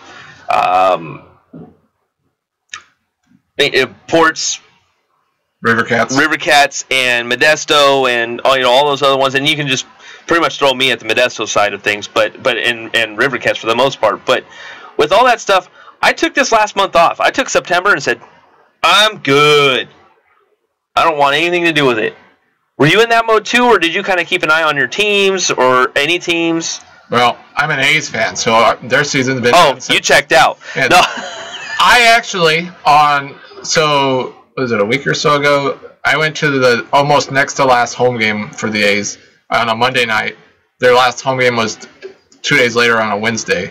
But I went to the A's game, almost their last home game, and it was my first A's game of the season. And I went more because I the giveaway? No, it was a Monday night, so there was no giveaway. But the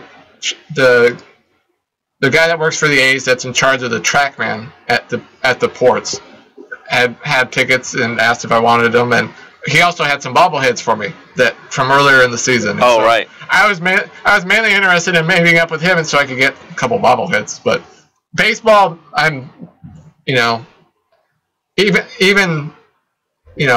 ports and that other stuff. Baseball, by the middle of the season, I'm always already ready for the next sport. Are you more intrigued now that the playoffs have started? I mean, at least does that at least go, okay, let's see who's doing what now? Not really. Why is that? are you that checked out? I mean, or I am. I don't know. I just don't enjoy baseball like some of the other sports. And the playoff baseball I've watched, it's more because they've had a couple games at noon, and I've been home, and so it's either watching that or a rerun of American Pickers. So I'll flip back and forth. No, they're still Impractical Jokers. Come on. No, I'll watch a little bit here and there, but to say I'm that into the, I think it's because there's really no team I want to win, so I haven't really been that into it.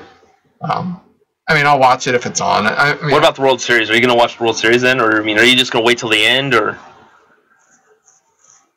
Depends what else I'm doing. Yeah, I'll be honest. It's not must see TV for me. I'd rather go on the road and watch Pacific volleyball play at St. Mary's or field hockey play at Davis, or I'd rather do stuff I enjoy watching more. I mean, I'll watch it, but it's certainly not a priority. Not the top on your list. I think it's more. I think Paul and myself. I don't know about you. I think a lot of people have the Northern California mentality. If our team, if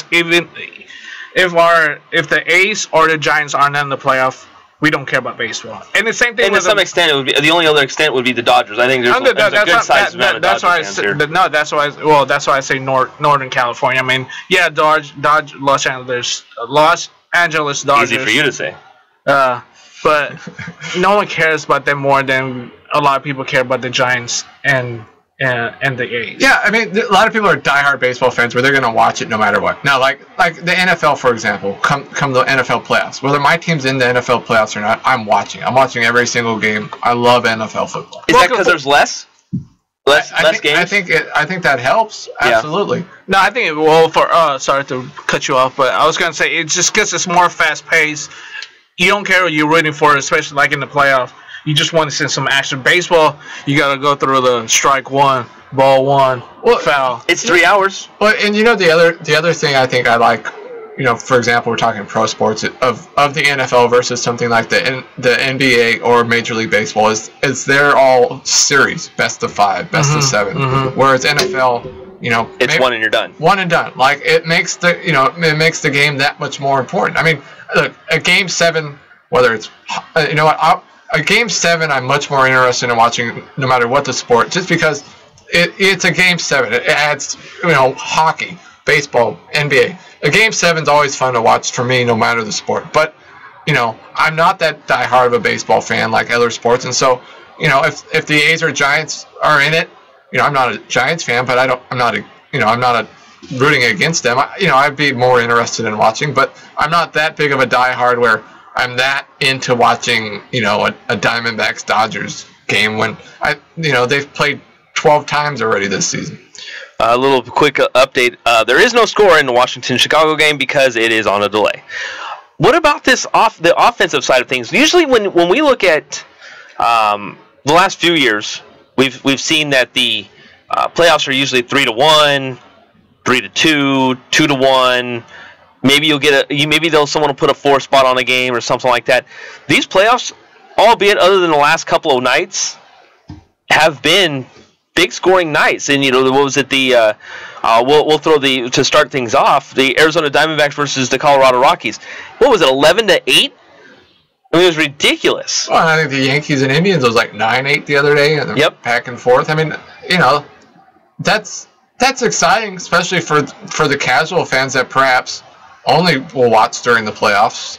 I actually kind of like pitchers' duels, but maybe again that's just because I see so much baseball. I like the games to be quicker. Well, you've also been around games that have only been if for example, if the ports aren't on pitching wise, it's going to be a long game for the ports. But if the pitching game's on, it's usually 5-4, 3-3. Yeah, even those aren't really your typical pitchers' duels, but yeah, well, that's what I'm saying. But in the Cal League, 5-4 is more of a pitcher's duel in a lot of ways. But I mean, I think it just shows that and I don't know if it's familiarity because they play so much. I mean, like you talked about Arizona, Colorado, or now Arizona's playing the Dodgers, which is over too. They play each other so often during the season that, Kershaw, for example, he's an outstanding pitcher. But those guys have seen him pitch probably a couple times. They've faced him, so they know what to expect. And, that certainly you would think helps the offense. And, I think the postseason as a whole so far has been higher scoring than normal. And, of course, and not only that, I mean, you don't even have to be in the same – they don't even have to be in the same division, to be honest. All they have to do is,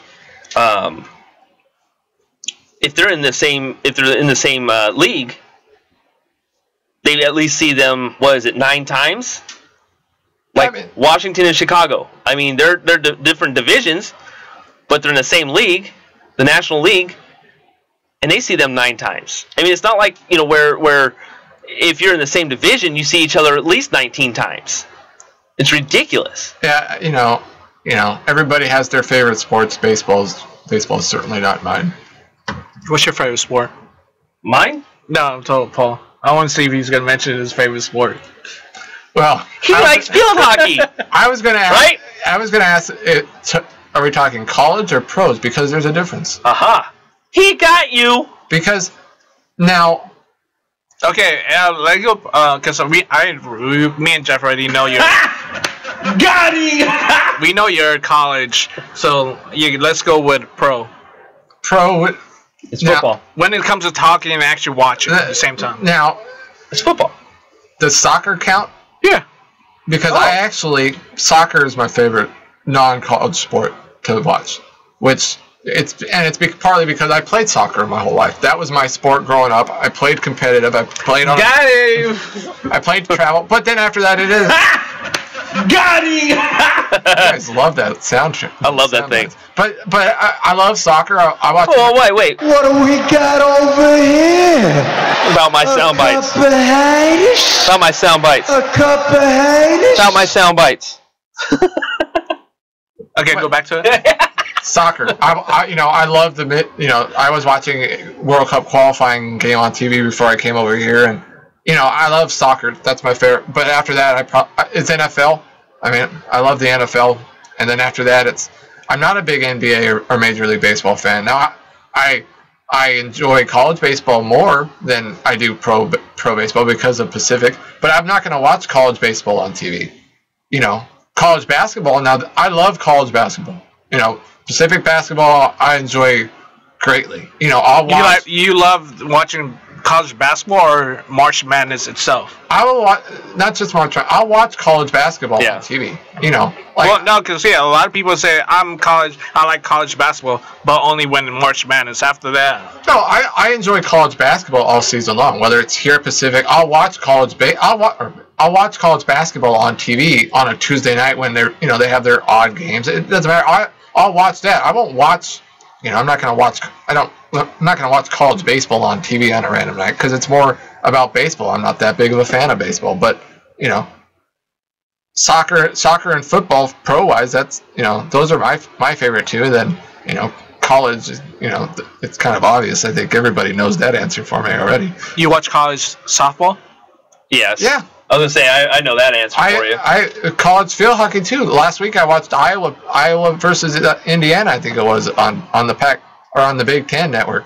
Some of those sports, and before the last couple of years I never would have said that.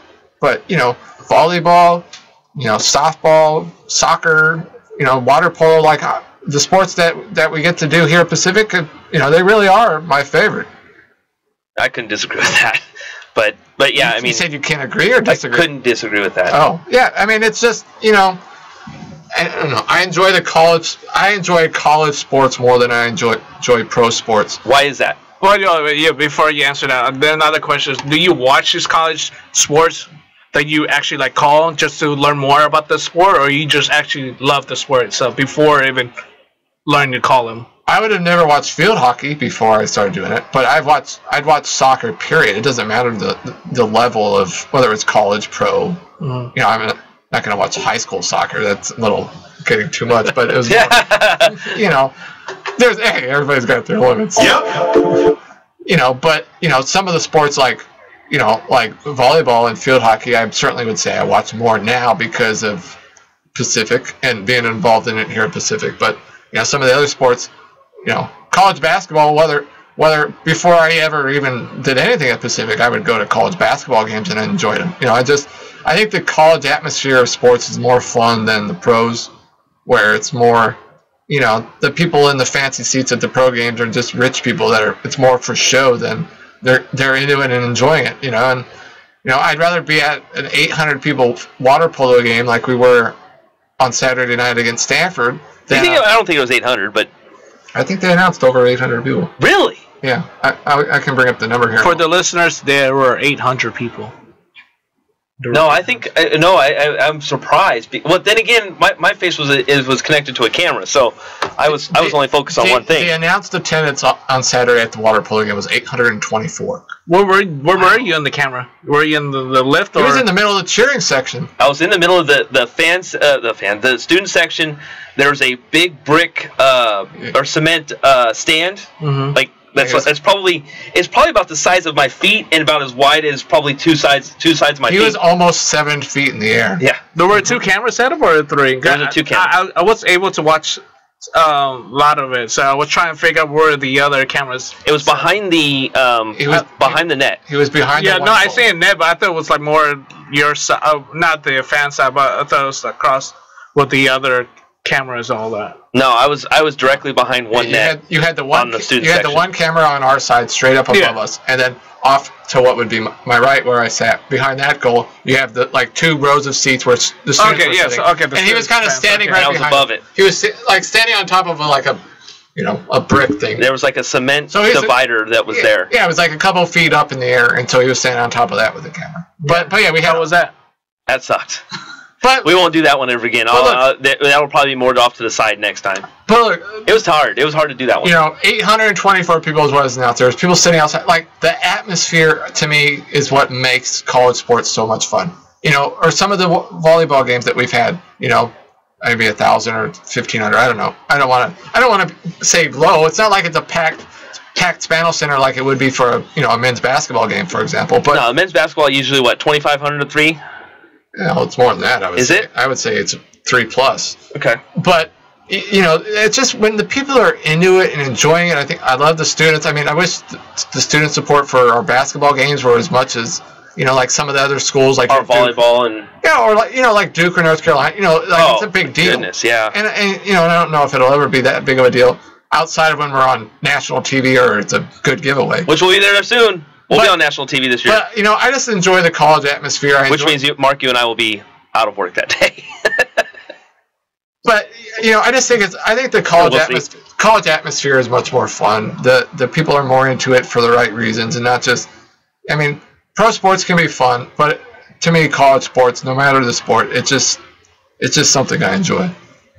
I like the purity of it. I mean, to me, albeit that basketball has run in, not Pacific basketball, I better make sure I say that correctly, but basketball has run into that certain situation. College basketball as a group has run into that little situation with the FBI investigation. Pacific's not involved in that. I want to make sure that I said that correctly.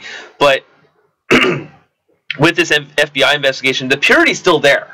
Like, to me, there's still some sort of innocence in the kids that are playing basketball, why they're playing basketball, what drove them to play basketball, playing as a team, things like that. When you start hitting the next level, like the NBA or the D League, even the D League is still kind of like, it's all about me, it's time to make a paycheck, things like that. There's something that changes from that college level to the next level.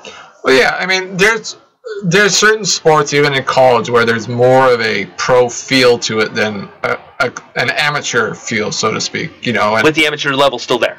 Yeah, and men's basketball, for example, is a big one, which is why there's all this FBI stuff and whatever, is because there's some shady stuff that goes on, because you're talking about a sport that's a big money sport.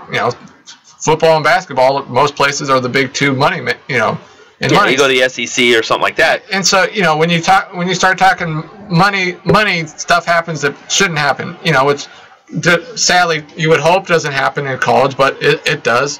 And that's perhaps why some of the sports, like, a volleyball or a water polo or something, it's just more of a, less of a pro feel to it, so to speak, and it's just more enjoyable.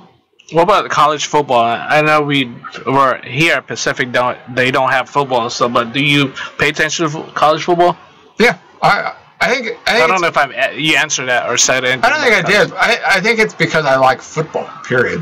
We talked about I like the NFL. I think I enjoy football, and so whether it's, I even enjoy, it's funny we talked, and I said not high school soccer, but I'll go watch high school football, and partly because I'm getting paid to, so that's always nice too. Yep. But arena football? I've seen arena football. I went to did you go to the Arena Bowl when it was here in Stockton? I did. Paul's all excited. He goes, I was but you know what? working in high school football, I've actually worked with Darren Arbett, who was the coach of the SaberCats at the time, and so it made more of an interest. Although I don't think arena football is real football. I think it's pretty horrible, to be honest. I mean, it's just a fast-paced 40-yard dash. When there's the arena football team here in Stockton, the Stockton Thunder or the Lightning. I went to one game and it was miserable. Like it was. I went because I was like, oh, I'll check it out. I love football. That's not football. That's like the only thing I could tell you about it. The highlight of the night was after every score, I would just be like, why don't they just onside kick it? They're going to give up a score anyways. Why don't they just onside kick it? And so after the first quarter, I kept after every score, I was like, onside kick it. Like, and they wouldn't. They kept kicking it deep, and the other people. I mean, there was no stopping anybody on defense. It was just that they would turn the ball over. And then finally, end of the third quarter, they onside kicked it and they recovered it. And I just went, finally they listened to me. That was the highlight because nobody could stop the other team. It was just a matter of if they turned the ball over, and that wasn't real football. But yeah, I've been to arena football. The coaches was for the Stockton Lightning, right? Who? Paul? Mark? I forgot who. Coach Doug Murray. Oh, yeah. No, that's how I remember, but it's been a while. Yeah. I actually have a Stockton Lightning football jersey. Game worn. You want me to have Coach Murray sign it? No, I forget the name that's on the back. Maybe I'll wear it next week. Oh, jeez. What about the other game that was on Stockton, the arena football? The arena ball? Is it? Was the arena? That's what we were talking about. Oh, okay. Yeah. I thought you were talking about because the SaberCats couldn't play the game in San Jose, so they had it here. Yep. Because Coach Arbett, he's actually from Stockton. But and on top of that, the reason why was because of the circus. Yeah, it was in San Jose at their stadium, which was already planned, and so they had to play it elsewhere. They thought they were going to stink, so they were like, "Oh, we won't worry about this. We'll put this." It's funny is it tells you they played the Arena Bowl at a home site and not a neutral field. Like that tells you about arena football's interest. Well, it's also because of financials. Exactly. It's cheaper to play here than I think in Sacramento. They want to make sure they get up. Well, what I'm saying, we're talking about in general, though, Mark. But what I'm saying is it's not financially there. They're not going to play arena like the Super Bowl. The Super Bowl is going to be in Phoenix this year, no matter who's playing it. Yeah. They can't do that in that because then the place will be half empty. Because the interest level is not there. But arena football is not real football. But I love football. I think my favorite sport, not counting Pacific and field hockey and that stuff, it would absolutely be football, with baseball and basketball a distant second. Well, let's keep the football mentality still going, and when we come back, a couple of big injuries over this weekend in the NFL. We'll talk about those when we come back. Pacific Tiger Broadcasting, 209 Sports, 209 Sports YouTube channel. We'll be right back.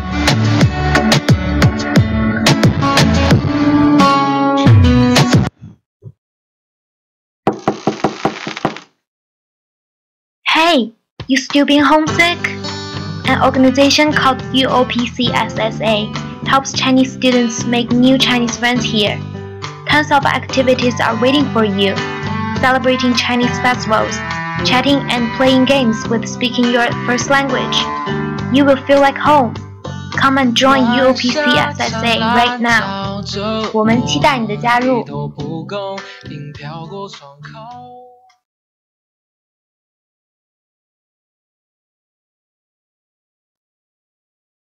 She's 16 years old, but she looks like she's 25, wearing a tight dress she'll rip off in a shady motel room. She thought this was the life she wanted. She got the money, the clothes, the attention from her pimp, but she also can't imagine living without prostitution. She doesn't think she's a victim. She thinks she's in control, but she can't leave. When she's no longer the sexy little girl they want, she may only see one way out. This girl lived here in Stockton. She's one of thousands of girls in the city who has been sex trafficked but doesn't see herself as a victim. Call the local Stockton Human Trafficking Hotline to report any tips at 209-948-1911. If you see anything, say something. You will be saving a life. And if you are this girl, there is hope. Call 209-948-1911. You are worth so much more. We play all the hits and everything in between. Hip hop. I just wanna roll it rollie with a dapper ranch. Drop. Know what you want? Welcome to the jungle, punk. Baby, gonna me now. And even local music. Only you have what it takes to know why. Know why? Only here on Tiger Radio at www.tigerradio.net. Living in a generation where everything is sexualized, teens today are having sex more now than ever. Social standards are changing, relationship expectations and norms are so much different than they used to be, and teens are scared and ashamed to ask for help when it comes to having safe sex. But what if there is a place where these teens can go without being judged? What if there is a place for these teens to go without having to be afraid? What if there was a place for these teens to go to ask the questions they want to ask and receive birth control or health care that they need in order to practice safe sex? Well, there is. Planned Parenthood has been around for 100 years and is the most trusted healthcare provider that believes in health care for all, with no expectations or limitations in those they provide services for. Planned Parenthood is a non-profit organization that runs off of donations, and that's where you can help. Planned Parenthood is asking for donations, no matter how big, no matter how small. Anything can help. According to Planned Parenthood's fact sheet, the teenage pregnancy rate in the United States has declined to its lowest level in the past 40 years due to the increased access of birth control Planned Parenthood has helped provide. You can go online and donate at www.plannedparenthood.org, or you can also call our national toll-free call center at 1-800-798-7092. That's 1-800-789-7092. Go online or call today to make a donation and help be a part of the cause for health care for all. Planned Parenthood. Care no matter what.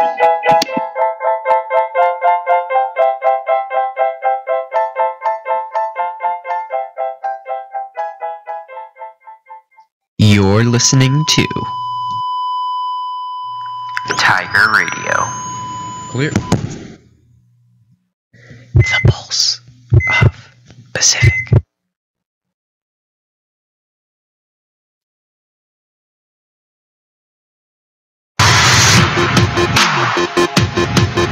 .209 Sports on Tiger Radio and on the 209 Sports YouTube channel. And welcome back. JD Jeff Dominic. Mr. DJ JOD Mark Itliong is here. I want to make sure I announced his name because I don't want that same discussion we just had a minute ago. And Mr. Paul Meiskins is all the way on the far left. Did you see the story on ESPN.com? Source, Tom Brady expected to play despite a left shoulder injury. Nothing? Yeah, it's... Are we not surprised that he has made the injury report, and the only reason why he makes the injury report is because they have to report something, and they do this every year, and are we just kind of sick of it? What was it? 2 years ago, he was on the injury report from week 4 on to the final week of the season, or the whatever season, wherever it's at. At this point of the season, playoffs, most of the guys in the NFL are injured in some way. They're nicked up in some way, shape, or form. But there's rules that the NFL has made even more the last year or so, where they have to make sure they list, and so it might as well be 53 players then. And that's kind of what they do. That's stupid. Personally. It makes life difficult for fantasy players, and you hate seeing the questionable. Even probable. You're like, dude, really? Or doubtful. And all of a sudden they play. You're like, dude. Well, if it's doubtful, I mean, they're really out. I mean, doubtful is like 10%. Still, you see the questionable. That's the worst. Yeah, the questionable. And then it changes Friday, or in their life, you're like, oh, he has a concussion. Well, I don't have a tight end this weekend. And it changes at Sunday and the afternoon when your already lineup's pretty much full, and you're like crap. Like last week with the Patriots, there was no thought that Gronk was going to miss the game, and all of a sudden Saturday you're like, what? No, it was Friday night. Yeah, evening where they said, "Oh, Gronk's not playing." That was the Thursday game. Yeah, so it was like Wednesday night. Yeah, Wednesday night. Yeah. Well, and we were talking about this on Fantasy Football Classroom, which you can hear at 9 a.m. to 12 p.m. Tuesday and Friday. But like that plug? Thursday, not Friday. Tuesday and Thursday. We did a Friday show. That's what threw me off. But anyways, Tuesday and Thursday.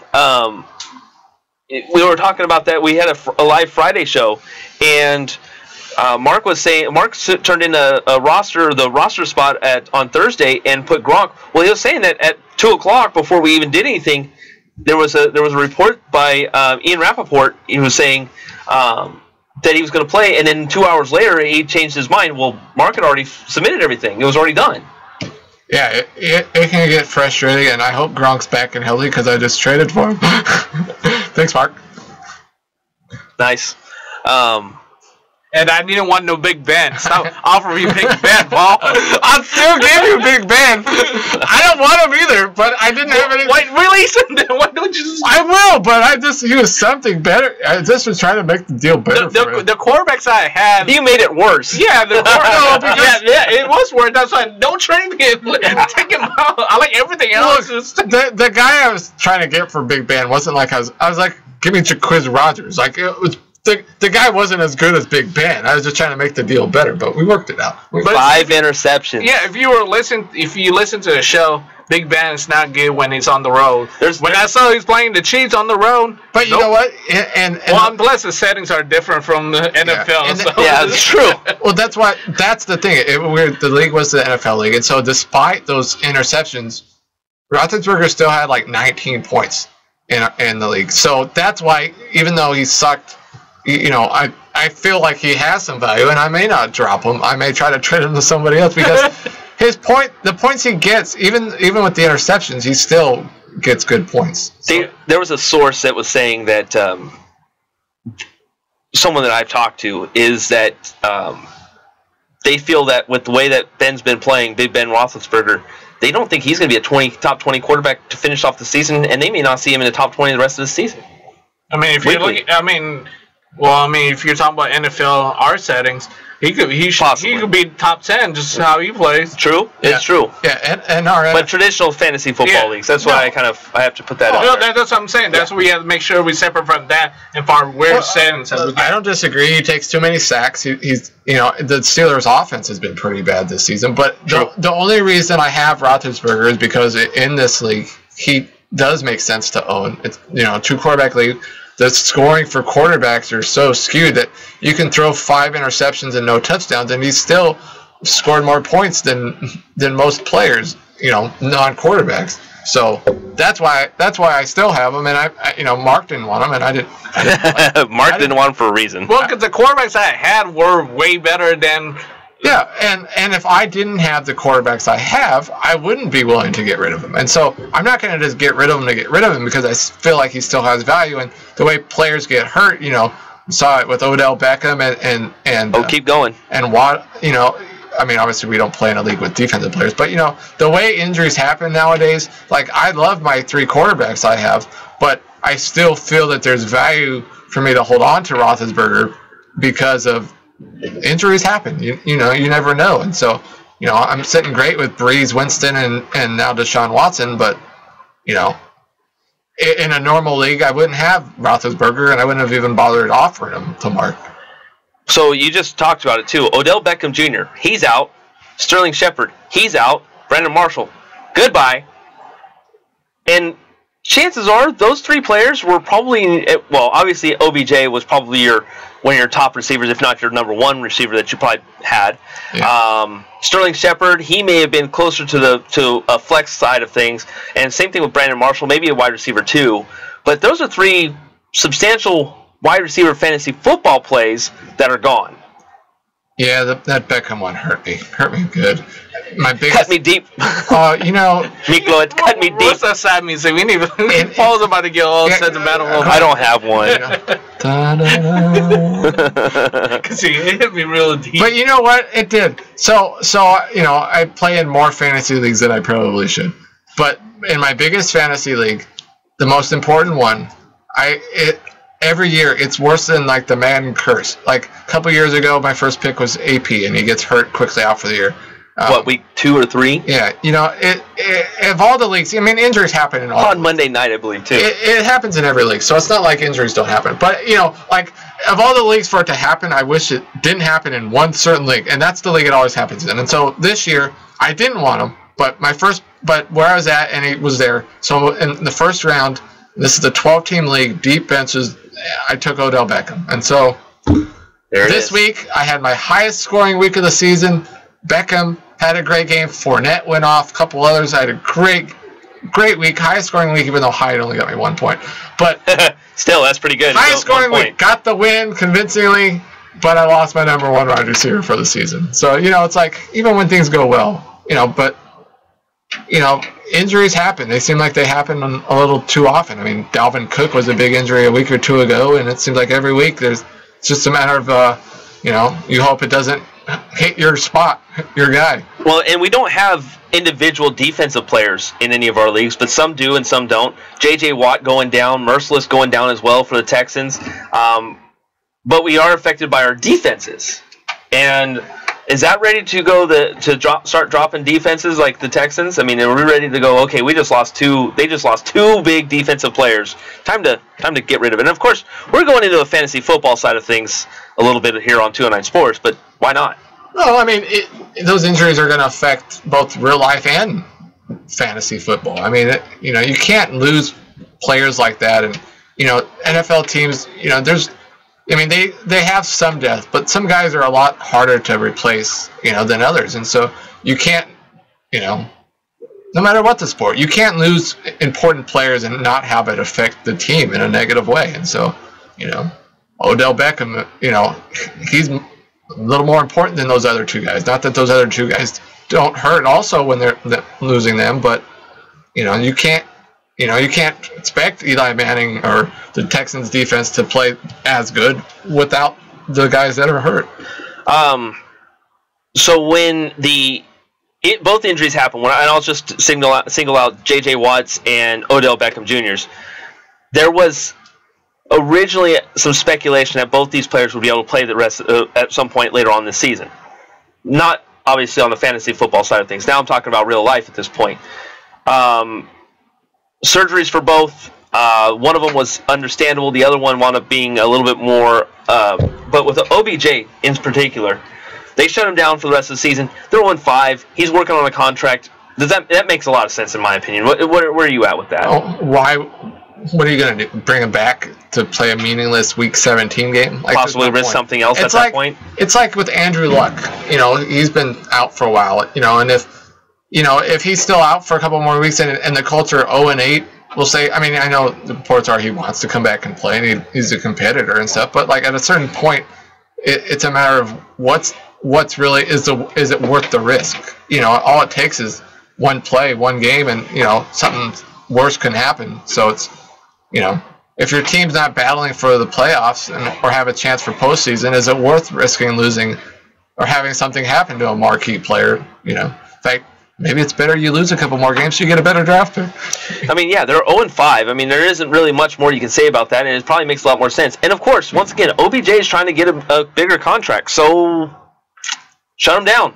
See you later. We'll talk to you next year. Yeah, I don't think he really has. I don't think with his injury he's really got a choice to come back. I think he's done for good. But like Andrew Luck, I think is the biggest example of, he's going to be okay. Although it sounds like he might be good to go in a week or two. But I mean, he's going to be an issue. Like if the Colts were 0-8 and Week 9 Andrew Luck's healthy, is it worth playing him? Yeah. You kind of look at those things and I don't. It's not very doable to have NFL trades, although AP got traded today, which is interesting. But I mean, what? Maybe the Giants try to trade Eli Manning. You think? That would be hard to do. He's under contract until 2020. Oh, I mean, it's never easy to trade. Period. But you think that? I'm sure the Jaguars would like an upgrade at quarterback. You know what I mean? Like, wouldn't the Jaguars be a little more scary if they had Eli? I mean, I am not an Eli Manning fan. Not at all. I despise him quite a bit. I don't. I think that he's kind of done. I mean, he's.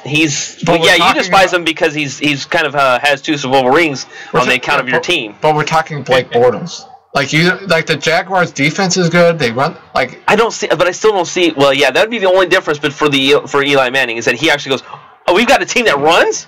Cool." That's what I'm saying, though. I'm saying like he could still go help it.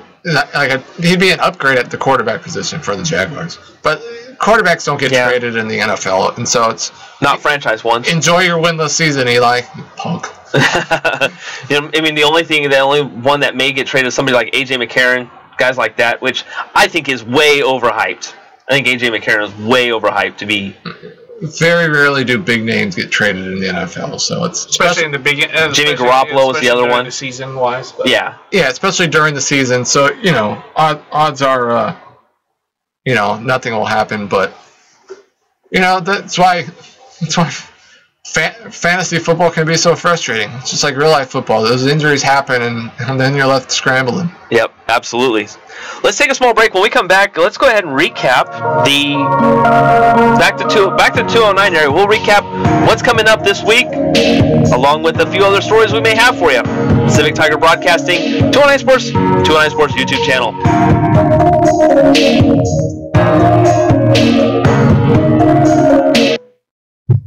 Thousands of cats and dogs each year are housed in animal shelters.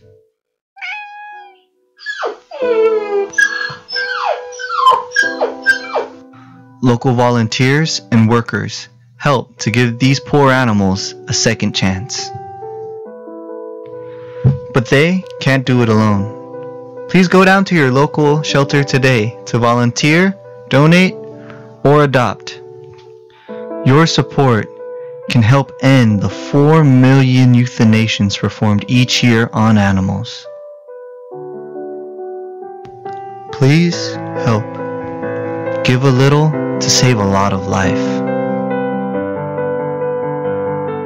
For more information, visit us at www.humanesociety.org.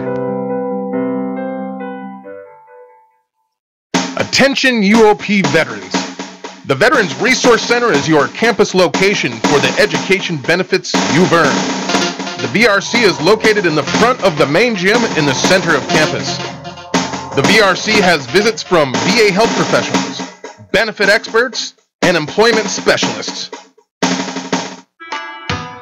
So come on down to the VRC, where sodas and printing is free.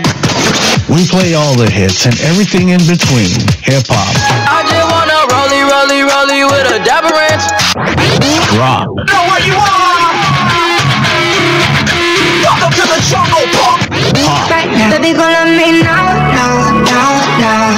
And even local music. Only you have what it takes to know why. Know why? Only here on Tiger Radio at www.tigerradio.net. San Francisco SPCA, a non-profit animals shelter which is to save and protect animals, provide care and treatment. In 2015, the leave release rate for the entire city of San Francisco reached 93%. We imagine a community where every animal has a loving home, where animals don't need the support of San Francisco's recluse and shelters. The SPCA is an independent, local non-profit that receives no government funding and is not part of any national organization. We rely on your support. Come to join us. We can't do this without you. You can go to www.sfspca.org to donate or contact us 415-554-3000. In 2015, California entered one of the worst droughts in state history. The LA Times reported that snowpack would only meet 5% of California's needs, and every resident in the state would have to cut back on water usage by 35% to meet the bare minimum requirements for sustainable reserves. The reservoirs were running dry, and time was running out.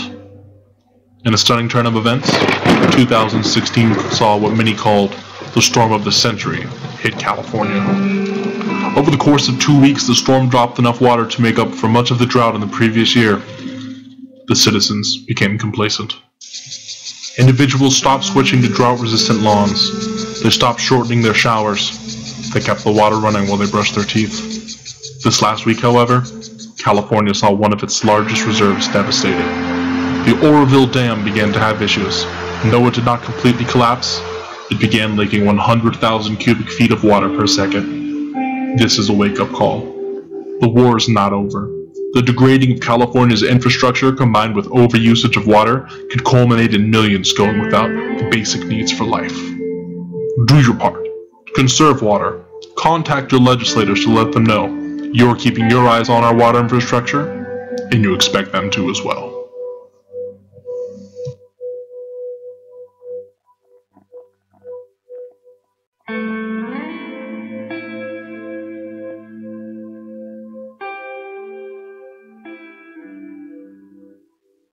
You're listening to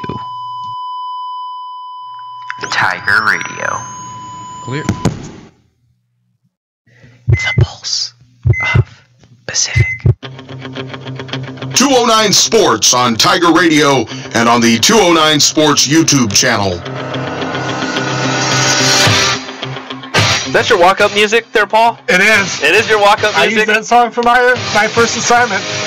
Yeah, I don't want to talk about my last assignment. I bombed it, apparently, so, oh well. I'll get mine back tomorrow. I got mine back today. But what assignment was it? we had to write a two-page paper about our walk-up song and why it was our walk-up song. Apparently, mine wasn't that good. I thought mine was pretty good, but You picked the song without words. But I explained why. Yeah, I wrote 3 pages why. Oh, I'll find out how my 2 pages on the Eye of the Tiger did tomorrow. It doesn't bother me as long as I pass. I don't care. But kind of bent me out of shape. How's your grade so far in that class? That dropped me down. I've got a B+. Well, because you talking about as long as you pass, like, I don't know. We'll see if you'll be able to pass that class. I picked Eye of the Tiger partly because I couldn't think of another song. And I hear that song all the time, but it's got good lyrics. Talking about battling hard and competition, and yeah. For me, it always gets me excited for sports or talking about sports. Yep. So, let's talk sports. I planned on it. I heard that's what we do here. Breaking news. Breaking news. We got breaking news? I don't have breaking news. No. Yeah, well, we didn't mention about. Well, we were talking football the last time. We didn't even talk about the trade with Chris Johnson. Oh, not Chris Johnson. Adrian. He got released. No. I was gonna say because I saw this thing on CBS Sports. This picture talking about how Chris Johnson was selling. He tweeted saying AP needs more touches. So now he got traded to. No. And then now Chris Just kidding. Chris Johnson is now. I don't have any breaking news other than the fact that I'm getting every tax return, but I don't think that excites many people but me. Yeah, you're about it. Let's see here. And shout outs to the men and women. Well, yeah, men and women just fighting wildfires in Northern California. Because we know a couple players that has family down there. Yeah, I think, and you mentioned the one player, Appel, earlier, tweeting about how showed the 2 pictures of I forget where exactly, but the before and after of the fire. Like in this Napa, and even Alex Corbray. He has family in Santa Rosa. Mm-hmm. Yeah, and I've been to Cardinal Newman High School there in Santa Rosa, and I guess that the school burned down, and that's crazy. It's pretty crazy. Some of the stories. I saw one story. Family was trying to almost weren't able to get out because the tires on their car started melting. I mean, that's scary stuff. I've seen a couple of videos or Snap or Instagram videos that were driving. You could actually see like cars burnt and just crazy. Yeah, that's. And I think over 11 victims and over 1,500 structures damaged. So yeah, I heard there was one casualty. There's 11 casualties. Is there 11 casualties now? Damn. That's why I said victims, but casualties. Stuff like that makes losing Odell Beckham in fantasy football a little less important. Yeah, well, thanks a lot, Debbie Downer. No, I mean seriously. Well, we have to bring it back to 209, and we know a couple of people that played here in Pacific Delta. That's why I go Cobre. A lot of the there's a lot of players that play here that are from that Bay Area. Maybe not the Napa or the area that's most directly by the fire, but I mean, there's players probably on all of the teams here at Pacific that are from the Bay Area. We talked about Fleming tons during volleyball. She's from San Jose. And I've seen Gianna. Yeah, she's San Francisco. So someone tweeted about Olivia Petnicki. So she posted something on. Yeah, I mean, look, Peanut. Yeah, little Peanut. There's going to be there's lots of players in that are here at Pacific that either are from that area or know people from that area, and so You know, it's tragic that stuff like that happens. I mean, there's a lot of lives that are being not only affected but even lost. So it's it's stuff like that makes other things get put in perspective. Absolutely. Okay, now back to sports. Washington Nationals Chicago Cubs is postponed till tomorrow. Oh darn! Which means we'll have three games tomorrow? Yeah. Due to rain. Due to inclement weather. Oh, so that might bump Storage Wars off. This week, let's start with Delta real quick. And this week, Delta, the two big things that we've got, there's soccer and stuff like that going on too. But the big ones. They play tonight. They play. Yeah, I think they actually start in an hour. They play against Folsom Lake College. They hated Folsom Lake. We hate Folsom Lake apparently now. But Delta has volleyball that will be at Thursday. Pack the house night. Wear all black or wear black shirts, I believe. Maybe if it's black. I thought we were wearing neon. I'm wearing a shirt. I'm gonna be clothed. We want you to wear a shirt. I'm gonna be clothed. Thank goodness. Because I'll be as white as Paul's shirt is right now, and it'll be all sorts of bad. But then you have football this weekend too. Saturday is a game. I don't know who's coming into town, but I do know that there is a football game on Saturday for Delta. Are they playing the Fighting Penguins? Might be. I believe they're in. They're right down the street from Diablo Valley. The Angry Yardbarks. The Angry Yardbarks. No, that's by Sacramento. You got it for me?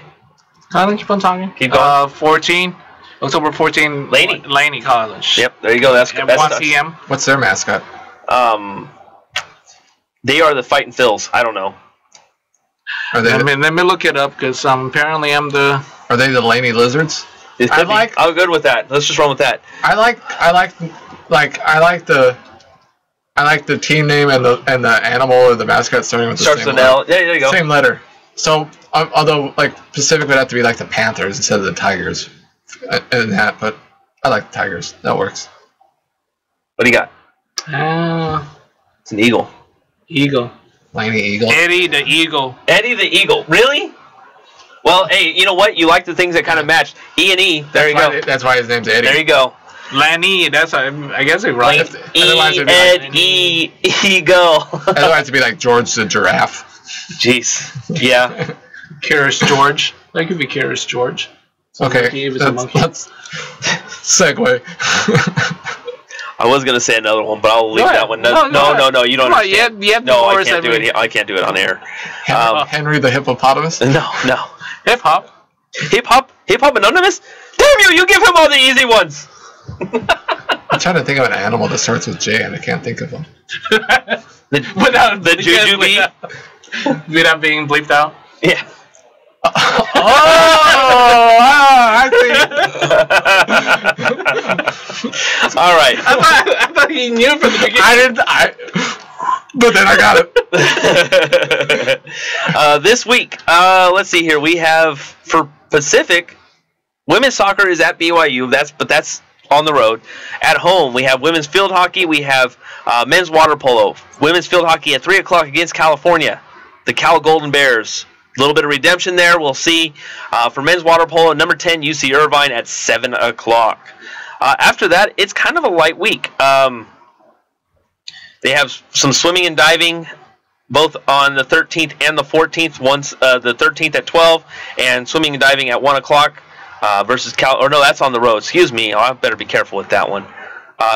People might show up to the pool and no one's there. Swimming and diving Pacific at Cal State Burgerfield. Burgerfield. Yep, that's the new place. It's right by Bakersfield. The Fighting Fries. The Fighting Pickles. What are you talking about? UC Davis field hockey at UC Davis. That is on Sunday. So really, a fairly light week.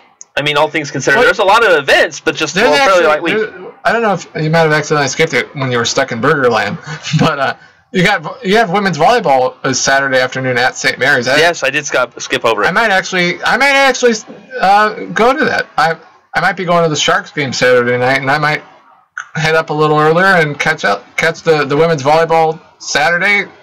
You know, their only game, although St. Mary's hasn't done great record-wise, but they nearly upset BYU, and certainly no game's a gimme for the Tigers, especially on the road. Pacific though might be they are close to upsetting San Diego, so it's possible. Well, I'm not saying it's not possible. I'm just saying they've struggled on the road. But 2 weeks ago at Pepperdine and LMU, they only won 1 set total. So I mean, Saturday could be a win or a loss. It just depends which team shows up, and I'm definitely going. The leaning towards going has now become a fully. I've already said I'm going, so I'll be going to field hockey on Sunday. So, okay. But no, I mean, as far as here on campus, outside of Friday's field hockey game that I'm calling, and then the water polo game that you're calling, that's it here on campus, at least this weekend. And next week is a little bit more. A lot of ats. I'm seeing a lot of ats, but there is a couple. There's a soccer and a water polo that following week. Well, and then next Friday, not this Friday, but the following Friday is you have field hockey in the afternoon, and then water polo and soccer are at the same time on Friday night. So all sorts of stuff here Friday night. Yeah, that's right. But no, I mean, Friday should be fun. Field hockey at 3 should be competitive, and then the water polo game too. I mean, hopefully it'll be a nice Tiger win, but Irvine's no gimme. Irvine showed they can beat top 5 ranked team, and mini ball giveaway. So it's water polo. Come on now. I love water polo. It's a sport that doesn't get the recognition like other sports do. But I mean, the nice thing about water polo, in fact, Skylar Wine from volleyball, her parents were actually at the water polo game against Stanford, and they had never been the one. I only know this because they were sitting next to my dad in the crowd, and so he was telling me. But they'd always wanted to see some of the sports that they've never seen before, and so they were in town for the volleyball, and they came over, and he goes, they loved it. He was like, they loved that it was fast paced game. The game's done in an hour and a half, and the great atmosphere, and while basketball gets the most attention, there's all sorts of sports that not just if you're us and enjoy it, but you should check out. Yeah, absolutely. I mean, there's just a lot. I mean, even tennis fans need to go and check out tennis. Tennis is coming up here soon. I think that it's not next week or the week after. They got some tennis things going on here at the new courts and there's actually the new room over there. I'm blanking on what I want to call it.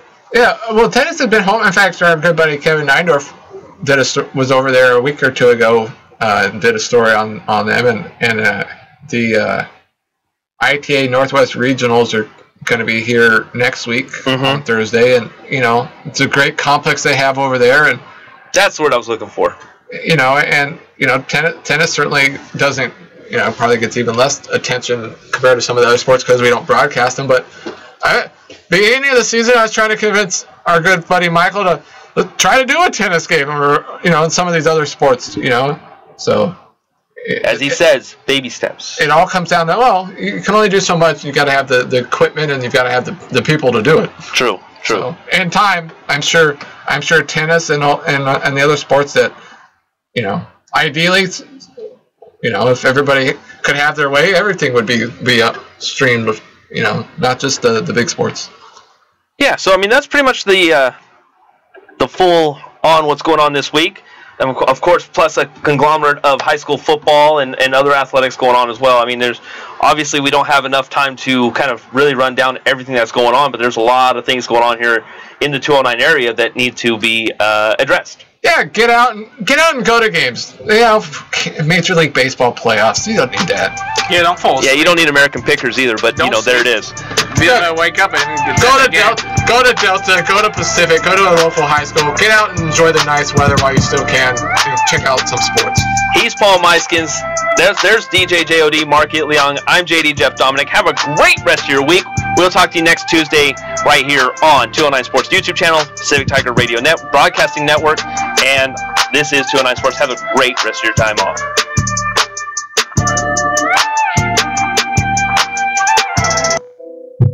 Thousands of cats and dogs each year are housed in animal shelters.